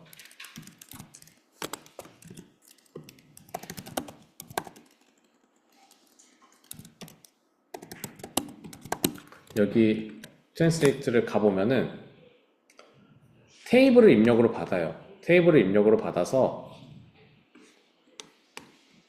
return a copy of string, 그러니까 스트링을 출력으로 내보내는데 이 스트링이 each character has been mapped to through a given translation table. translation table에 있는 대로 키를 찾아서 그거에 대한 값을 value로 매핑을 다시 시켜주는 거예요. 여기에 근데 이제 우리는 none에 대한 거잖아요. none이 있는 경우에는 delete the character from return string, 그러니까 내가 리턴할 때 그 none이라고 되어 있는 것들에 대해서는 그냥 그 글자가 없는 취급을 한다. none이 있으면 그냥 삭제를 한다 라는 뜻이에요. 그래서 우리가 여기에 이렇게 none으로 매핑이 다 돼 있잖아요. 여기 있는 문자들은 다 매핑이 none으로 되어 있기 때문에 이 텍스트, 지금 로어 케이스로 변경되어 있는 저 텍스트가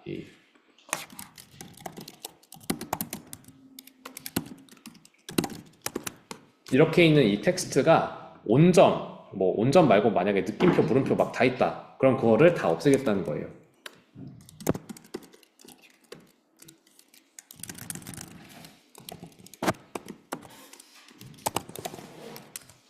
이렇게 잔뜩 있고, 요런 스트링을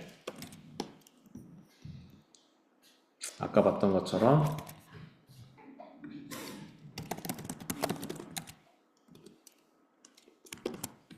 하면, 제가 이거 그냥 막 쳤잖아요. 막 친 건데 거기에서 이렇게 문장 부호, 구두점에 해당하는 것들은 지금 다 삭제돼 가지고 이렇게만 리턴되는 거를 볼 수가 있는 겁니다. 내부적으로는 트랜슬레이션 테이블을 만들고 트랜슬레이션 메서드를 이용해서 지운 거예요. 아시겠죠? 이런 식으로 작동하는 게 요 녀석이 됩니다.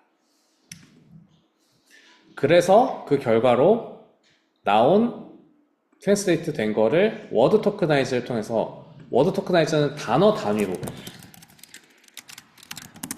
적혀있네. 단어 단위로 토크나하는 작업이에요. 토크나이저인데 단어 단위로 토크나이즈하는 방식을 워드 토크나이즈라고 하거든요. 이것도 혹시 뭐 궁금하시면 검색해서 한번 찾아보세요. 어떤 식으로 한다는 건지. 그렇게 해서 토큰들로 쪼개면은 LLM has transformed natural language processing, 이렇게 결과가 나오게 됩니다. 자, 그래서 그렇게 다 끝난 거를 하나씩 뜯어서 보면은 이런 식으로 첫 번째 문장, 두 번째 문장, 세 번째 문장, 네 번째 문장 이렇게 나오고, 특히 네 번째 문장 같은 경우에는 첫 번째 단어가 100-of-was, 100of-was였단 말이에요. 근데 이게 로어가 되고 로어 케이스로 변경되고 그 대시가 다 사라져가지고 100of-was가 이런 식으로 하나의 단어로 표현되는 것을 볼 수가 있습니다. 그래요. 자, 그렇게 있으면은 우리가 그거를 이제 백오버워즈로 바꿔줘야 되잖아요. 백오버워즈라고 하는 거는 코퍼스, 이 4개 문장에 존재하는 모든 토큰들에 대해서 각각 빈도를 계산해야 된단 말이에요. 몇 개가 등장했는지를 확인해야 되는데, 그걸 하기 위해서 우리가 카운터를 쓸 수도 있고 안 쓸 수도 있는데, 안 쓰는 방법은 어떻게 하는지 먼저 보여드리고, 엔그램에서는 이 카운터를 써가지고 하는 방법을 보여드릴게요. 자, 우리가 마찬가지로 어떤 요거를 통해 가지고 우리가 코퍼스를 계산할 건데요. 지금 보면은 우리가 위에서 얻은 이 녀석은 이 프로세스드 코퍼스라고 하는 녀석은 보면은 문장 하나, 둘, 셋, 넷 리스트 안에 리스트가 있고 리스트 안에 4개의 리스트가 있고 그 각각의 리스트가 토큰화가 되어 있는 거예요. 정확히 모든 토큰을 다 표현한 건 아니거든요. 이걸 어떻게 해야 되냐?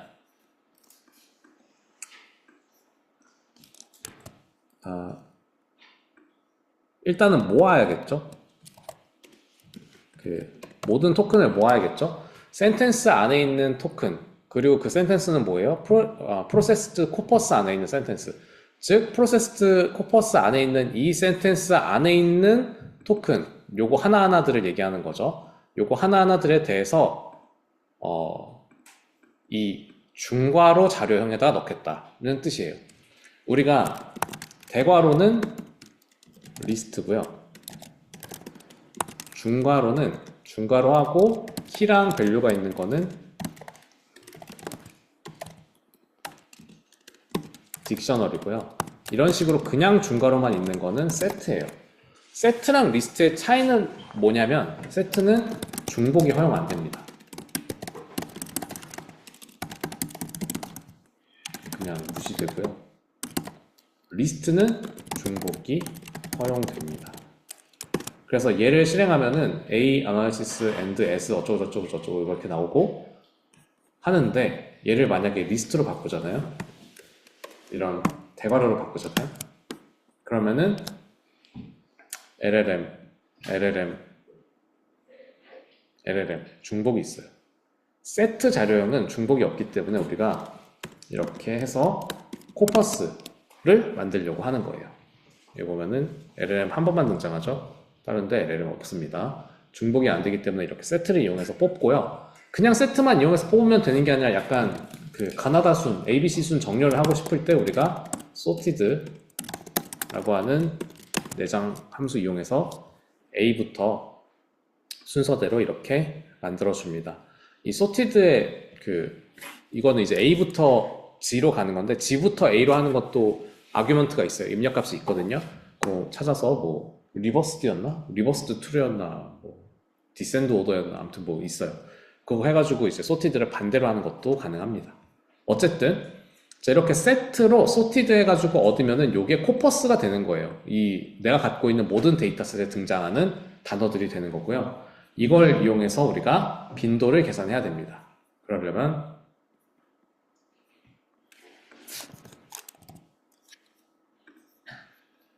이게 이제 보카블러리가 되는 거고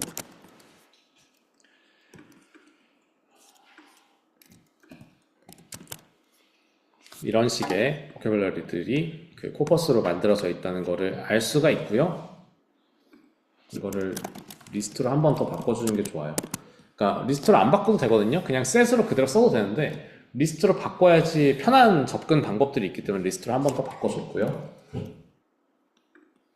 그리고 여기에서 요런 거를 합니다. 뭐 위에 있는 함수는 이따 보고요. 여기 있는 거 보면은 create 보호 벡터하고 tokens랑 vocabulary 넣고 프로세스드 코퍼스에 있는 토큰들 하나씩 뽑아서 여기다 넣는다는 취미가 방식으로 되어 있죠. 이거 다른 방식 표현하면은 좀 익숙한 방식으로 표현하면은 이렇게 되고요.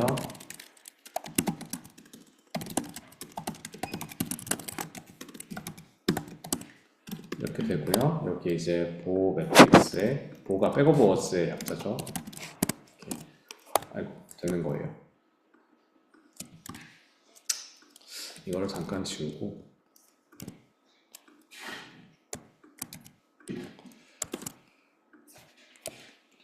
자, 이걸 할 건데요. 이 프로세스드 코퍼스의 첫 번째 거, 토큰스가 어떻게 되는지를 하나씩 직접 쳐보면서 무슨 일이 일어나는지 봅시다.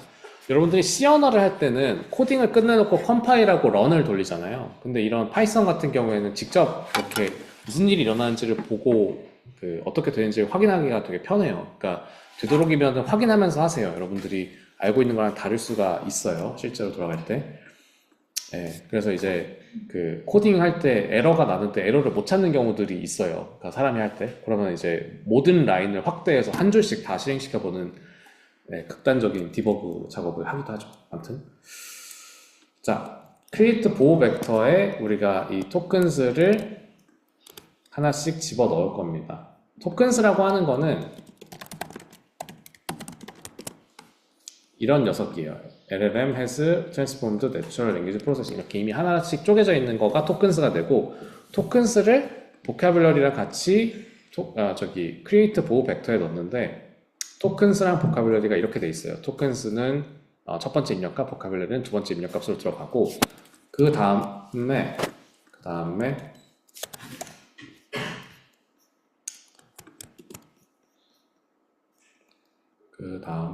이걸 해요. 보캐블러리 랭스만큼 0을 곱해줍니다. 자, 이거 헷갈리면 안 되는 거는 요거죠. 0 곱하기 len 보캐블러리를 하면은 뭐가 될까요? 그러니까 len 보캐블러리가 37인가 그렇거든요. 37 곱하기 0 하는 거예요. 그럼 이거 0이 나오거든요.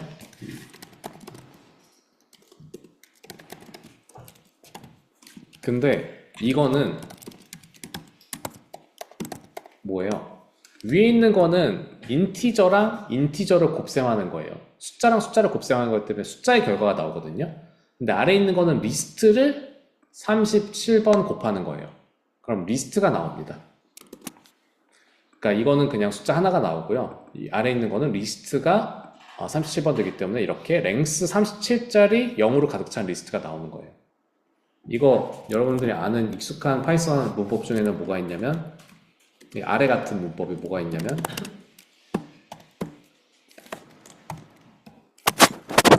이렇게 하는 게 있어요.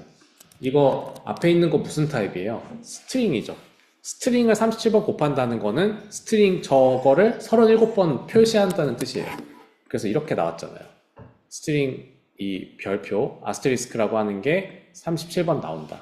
마찬가지로 이 0이 그냥 0이 아니라 리스트로 들어가면은 리스트가 37번 나온다. 그래서 리스트가 랭스 37짜리가 나오게 되는 거예요. 그래서 이 벡터라고 하는 게 내가 갖고 있는 코퍼스에 들어있는 단어 개수만큼의 0이 가득 차 있는 벡터가 나오고요. 그 다음에 토큰스, 이 토큰스 안에 있는 토큰 하나하나들, 요거 하나하나씩마다 만약에 보캐블러리에 있다면, 내가 갖고 있는 이 보캐블러리라고 하는 녀석에 있다면은, 토큰이 있다면은, 내가 그거에 인덱스를 구해서 그 벡터의 그 위치에 해당하는 거에 1을 더해주겠다는 얘기를 하는 겁니다. 자, 이것도 하나씩 봅시다. 토큰스에 있는 토큰이니까 우리가 토큰스에 0번째를 하나 뽑아다 봅시다. 그리고 프린트 토큰 하고, 토큰 인 보캐블러리를 하고, 그 다음에 프린트 토큰 보캐블러리.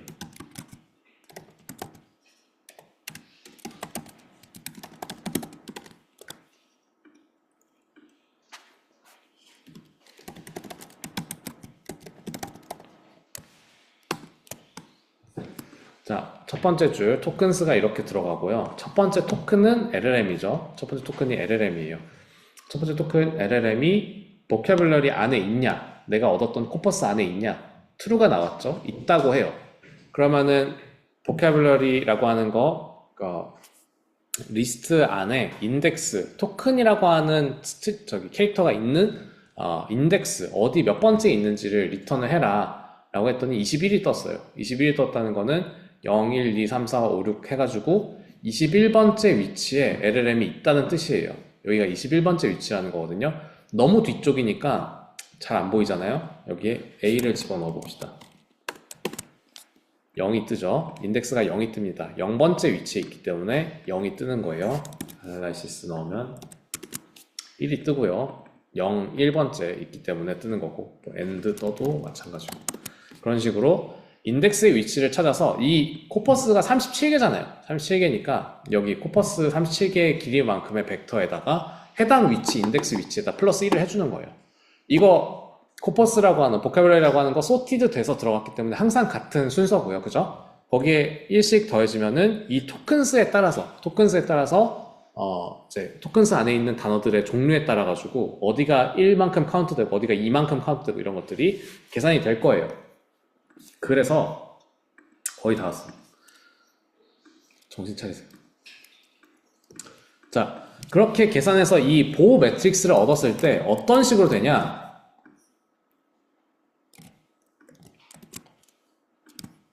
당연하겠지만 이 프로세스드 코퍼스의 토큰스 4개 문장이 있었기 때문에 4개 문장이 들어갈 거고 4개 문장 각각에 대해서 벡터를 37 랭스 길이만큼 얻었기 때문에 이 보호 매트릭스는 랭스 37의 벡터가 4번 등장해요. 그러니까 너무 길쭉해가지고 잘 안 보이겠지만 얘 보면은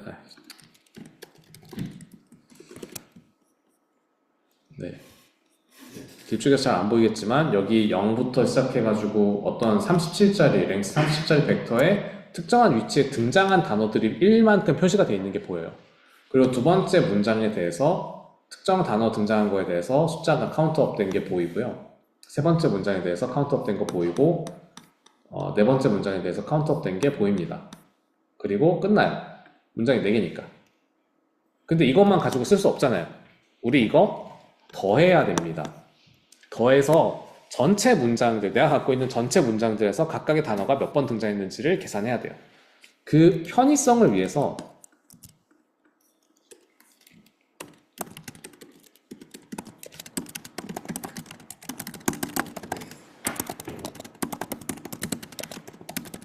데이터 프레임이라고 하는 테이블 형태, 엑셀을 파이썬에서 하게 해주는 데이터 프레임, 저기 판다스에 있는 데이터 프레임이라고 하는 클래스를 불러와서 아까 봤던 보호 매트릭스를 넣고 행열이잖아요. 행과 열이 있잖아요. 테이블은. 그 열에다가 보캐블러리라고 하는 걸 넣겠다는 얘기예요.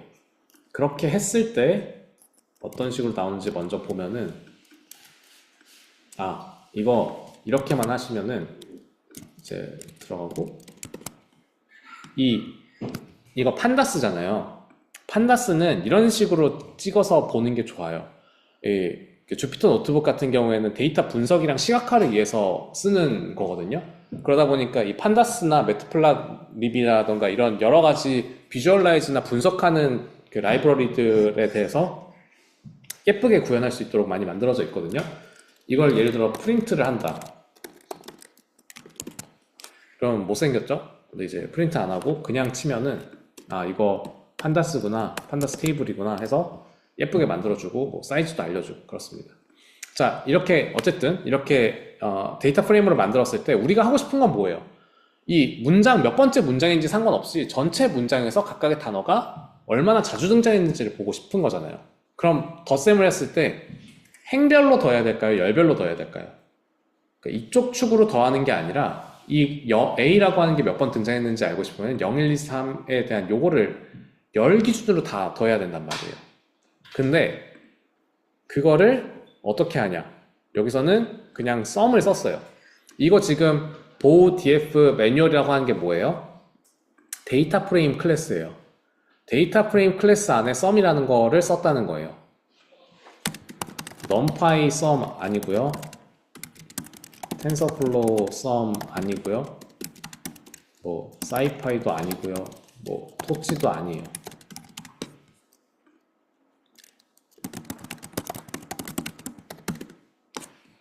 판다스 데이터 프레임의 썸이 어떤 식으로 작동하는지를 확인해 봐야 돼요. 왜? 입력값이 없잖아요. 입력 아규먼트가 없다는 거는 얘가 어느 차원으로 더했는지 몰라요. 뭔 말인지 아세요? 이렇게 세로로 쭉 더했는지 가로로 쭉 더했는지 우리가 알 수가 없단 말이에요. 얘가 갖고 있는 디폴트에 의해서 더했다는 거잖아요. 입력 아규먼트를 안 넣었다는 건. 그죠? 그래가지고 우리가 데이터 프레임에 가서 이 썸메이션의 디폴트 값을 확인해 보는 거예요.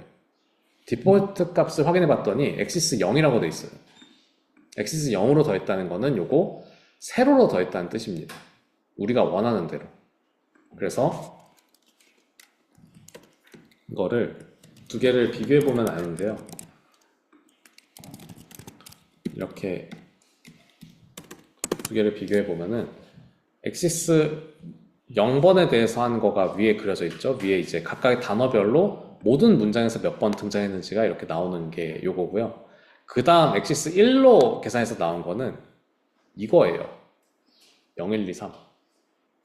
문장에 단어가 몇 개 있는지를 나타내는 게 되겠죠. 문장에 토큰이 몇 개가 있는지. 이거 우리가 얻고 싶은 거 아니잖아요.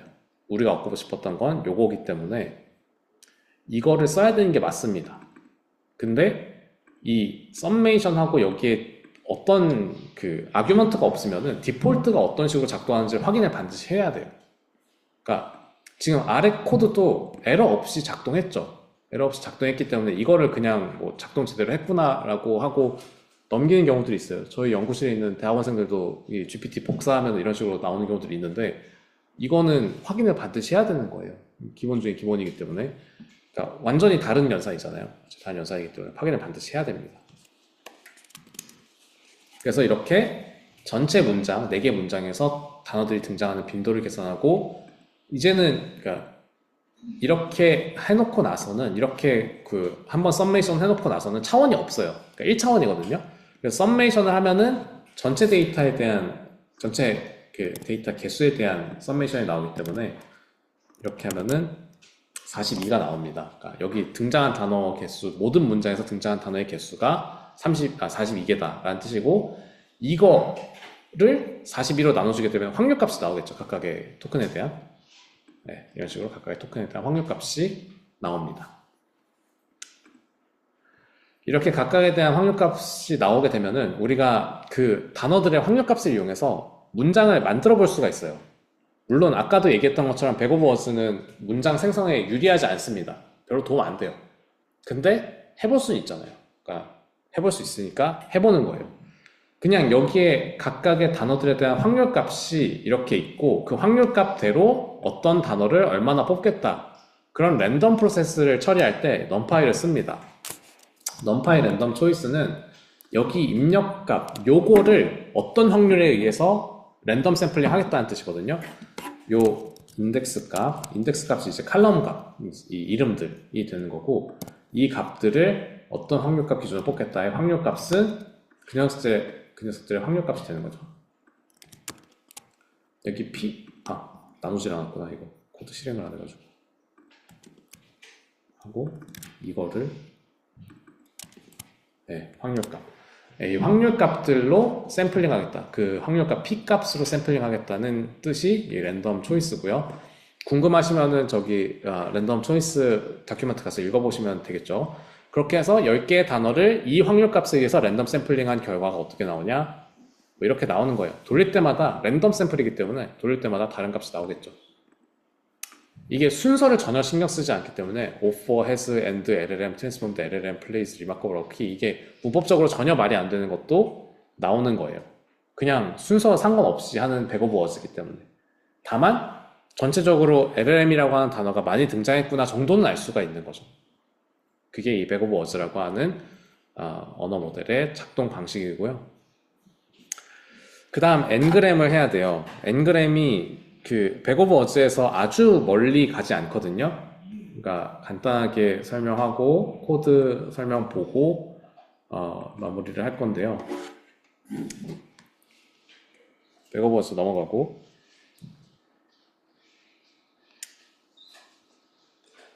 백 오브 워즈에서 단점은 이 샘플링을 해도 단어 순서를 모르기 때문에 이제 제대로 어떤 문장을 만들지 못해요.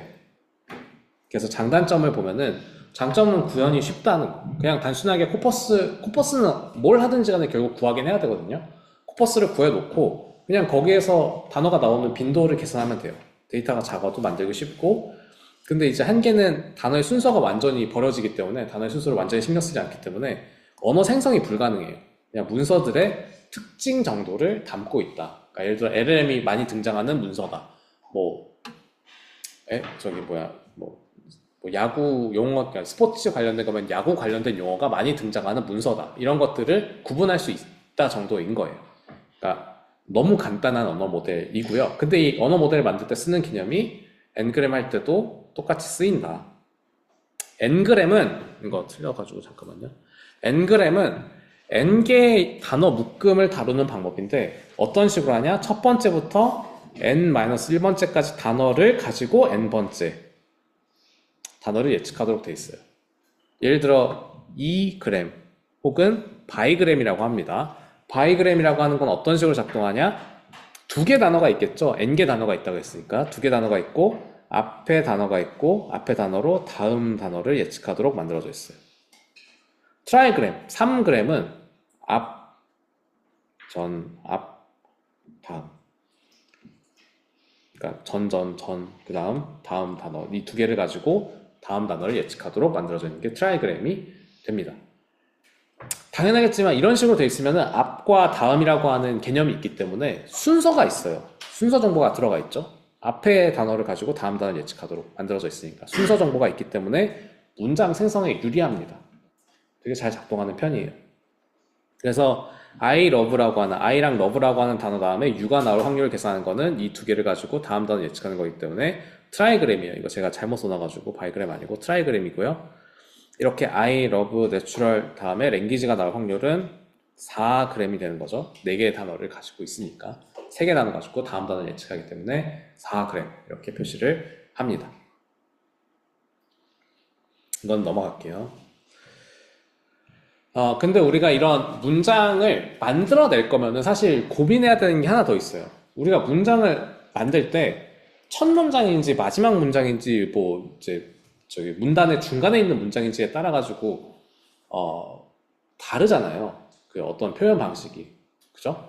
그러니까 예를 들어 나는 으로 시작했을 때 뭐 그러니까 문장 일상 대화에서 나는으로 시작하는 문장이 나왔을 때 첫 문장이면은 뭔가 자기소개를 하겠죠. 그러니까 일반적으로 첫 문장은 보통 그러니까.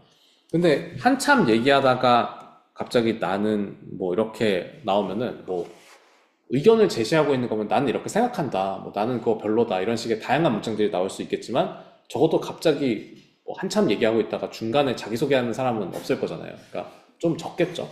그러니까 위치에 따라서 뭐 같은 단어가 나온다고 하더라도 그거에 나오는 뒤따르는 단어가 달라질 수 있단 말이에요. 그러면 우리가 문장의 시작과 끝을 표시해 주는 게 좋습니다. 그 시작과 끝을 표시하기 위해서 우리가 문장 경계 토큰이라고 하는 거를 달아주고 이거를 스페셜 토큰이라고 부릅니다. 지금은 우리가 문장 경계 토큰만 보는데 이것뿐만 아니고 다른 것들도 있어요. 뭐 예를 들면은 고유 명사 같은 거는 사실 필요 없단 말이에요. 고유 명사 같은 거는 문장, 그러니까 전체를 이해하는 데 있어서 아주 중요하지 않거든요. 그럼 그냥 마스크라고 하는 스페셜 토큰으로 치환해 버리는 거예요. 그냥 누군지 모르겠지만 이런 사람이 있고 그런 사람은 뭐 어떤 사람이다라고 하는구나, 뭐 그런 문장이구나, 이런 식으로 대략적으로만 이해하면 되면은 그런 고유 명사를 그냥 무시해 버리는 경우도 있습니다. 그래서 보시면은 아까 토큰스가 들어왔을 때 토큰스에다가 s랑 /s 시작과 끝을 표시하는 방식으로 구성을 해줄 수가 있습니다. 요거를 보시면은 잠깐만요.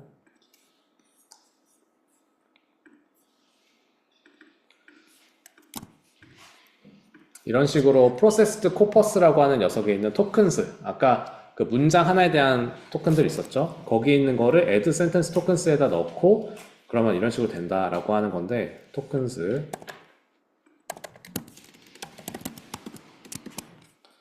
보면 이런 녀석이었어요. 이런 녀석을 보시면은 이게 리스트잖아요. 리스트를 리스트랑 리스트에 덧셈으로 표시해야지 됩니다. 어떤 식이 돼요? 리스트가 붙어요. S 스페셜 토큰 백 오브 워즈 이런 식으로 붙어요. 만약에 이게 리스트랑 리스트가 아니라 스트링이랑 리스트를 붙이려고 하면은 당연하겠지만 에러가 나겠죠. 이런 걸 하려면은 여기에 뭐 이런 식으로 되어 있으면은 이렇게 붙겠지만 우리가 여기 리스트이기 때문에 얘랑 얘도 리스트에 감싸서 넣어야지 붙는다. 너무 당연한 거기 때문에 데이터 타입 신경 쓰시면서 코딩 해야 되고요. 그렇게 해서 이 패디드 코퍼스에는 각각의 센텐스 앞에 s 뒤에 슬래시 s가 붙어있는 순서를 신경 쓰기 위해서 그래요. 문장의 앞쪽인지 뒤쪽인지를 신경 쓰기 위해서 이렇게 넣어줄 수가 있고요. 그 다음에 바이그램을 하는 거를 볼 건데 유니그램이랑 바이그램 이렇게 써져 있어요. 자, 카운터랑 디폴트 딕트 이번에는 이제 그냥 아까처럼 벡터 만들어서 랭스만큼 뭐 만들고 카운트 해가지고 덧셈하고 이게 아니라 카운터랑 디폴트 딕트를 쓸 거예요. 유니그램이라고 하는 거는 그러니까 이전 단어를 안 보고 그 단어만 갖고 있다는 뜻이잖아요. 바이그램이면 이전 단어 보고 지금 단어 예측하는 거니까 유니그램이면 그냥 지금 단어만 예측하는 거거든요. 유니그램은 그래서 기본적으로 뭐예요? 백오버 워즈랑 같은 겁니다. 백오버 워즈랑 같은 거고, 네. 이 바이그램이 n그램 중에 가장 간단한 녀석이 되겠죠. 보시면은 디폴트 딕트가 있고 카운터가 있어요. 디폴트 딕트가 아까 뭐라고 말씀드렸냐면은 딕셔너리 안에 딕셔너리 같은 거 구현할 때 좀 편하게 쓰려고 만든 녀석이라고 했거든요. 카운터가 딕셔너리를 상속받아서 만든 녀석이라서 카운터를 쓸 때 좀 편하게 쓰려면은 디폴트 딕트 안에 카운터를 쓰는 게 좋습니다. 그러니까 디폴트 딕트가 아니라 그냥 딕셔너리 하면 접근이 좀 귀찮아요. 그래서 보시면 우리가 패디드 코퍼스라고 하는 게 이런 식으로 되어 있고 그거 중에 하나씩 토큰스 이런 식으로 한 줄씩 뽑아다가 토큰스 마이너스 1까지 0번부터 마이너스 1 이전까지가 되고요. 1 이후부터 그러니까 0번을 빼고 1부터 쭉 그러니까 이전 단어랑 그 다음 단어들을 쭉 뽑은 거예요. 뭔 말인지 아시겠죠? 모를 수도 있지. 잠깐만요. 토큰스 프린트 토큰스가 이렇게 있으면은 우리가 이거를 마이너스 1까지 뽑는다는 거는 마이너스 1 이전까지 자른다는 거잖아요. 그러니까 뒤쪽에 보면 단어 하나가 빠질 거예요. 단어 하나가 빠지죠. 그리고 이제 이렇게 하면은 0을 빼고 1부터 라는 뜻이거든요. 그래서 여기서부터 이렇게 될 거예요. 하나가 빠졌죠. 백오버 워즈라고 한 게 하나 빠졌고 이렇게 하면은 얘랑 랭스가 같아요. 하나가 뒤에서 빠지고 하나가 앞에서 빠지니까 뭐 당연한 거겠지만 그럼 이게 이전 단어들 다음 단어 이렇게 되는 거예요. 그래서 바이그램을 만들기 위해서 이전 단어 다음 단어에 리스트를 쭉 뽑는 거고요. 그거를 디폴트 딕트에 첫 번째 딕셔너리는 프리브 워드, 그러니까 이전 워드에 대한 키를 넣고 다음 카운터에는 넥스트 워드에 대한 키를 넣어주는 거예요. 그렇게 해서 계산하게 되면은 각각의 카운터 안에 뭐 이런 식으로 들어갑니다. LLM이라는 단어가 이전 단어로 바이그램 카운트가 지금 디폴트 딕트인데 디폴트 딕트 한번 볼까요? 디폴트 딕트 어떻게 계산되는지. 이거 좀 자세한 설명은 지금 시간이 없어서 어차피 다음에 다시 할 거긴 하거든요. 이전 수업도 마찬가지였고. 디폴트 딕트 보면은 디폴트 딕트 안에 카운터가 여러 개가 있어요. 카운터 S가 들어갔을 때, 다시. 디폴트 딕트가 S가 들어갔을 때, 그러니까 이전 단어가 S일 때 카운터가 LLM이 2번 등장했고, 프롬프트가 1번 등장했고, 백오버 워즈가 1번 등장했다라는 뜻이에요. 이것도 마찬가지로 LLM이라는 게 이전 단어로 들어왔을 때, has가 1번 등장했고, search가 1번 등장했고, performance가 1번 등장했다. 라는 뜻이거든요. 이거 아까 코퍼스로 구현했으면은 여기가 카운터 해서 LLM, 프롬프트, 백오버 워즈가 아니라 37개, 37개, 37개, 37개 다 들어갔을 거예요. 그죠? 근데 그렇게 되면 비효율적이니까 이런 식으로 디폴트 딕트랑 카운터라고 하는 걸 이용해서 만든 거고 카운터 구조 보시면은 딕셔너리 상속받아서 만들었다 그랬죠? 딕셔너리 상속받은 형태로 되어 있죠. 이런 식으로 해서 이전 단어가 모일 때 다음 단어에 대한 분포를 알 수가 있고 그러면은 얘는 뭐예요? S가 등장했을 때 나누기 5를 하면은 어떤 단어가 얼마만큼 등장할 건지 나누기 4를 해야 돼요. 나누기 4를 해야지 어떤 단어가 등장할 확률이 얼마나 되는지를 계산할 수 있는 거예요.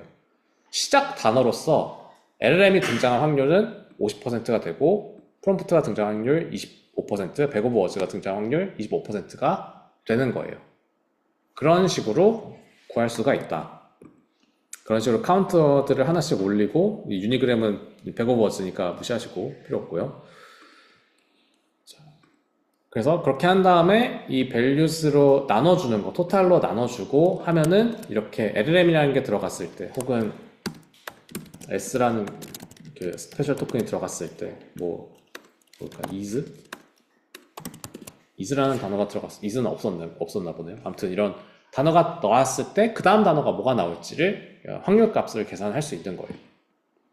그러면은, 우리가 아까 얘기했던 것처럼 백 오브 워즈랑은 다르게 얘네들은 순서를 알고 있잖아요. 그럼 단어들을 만들어내는 게 조금 더 그럴듯하게 만들어지겠죠.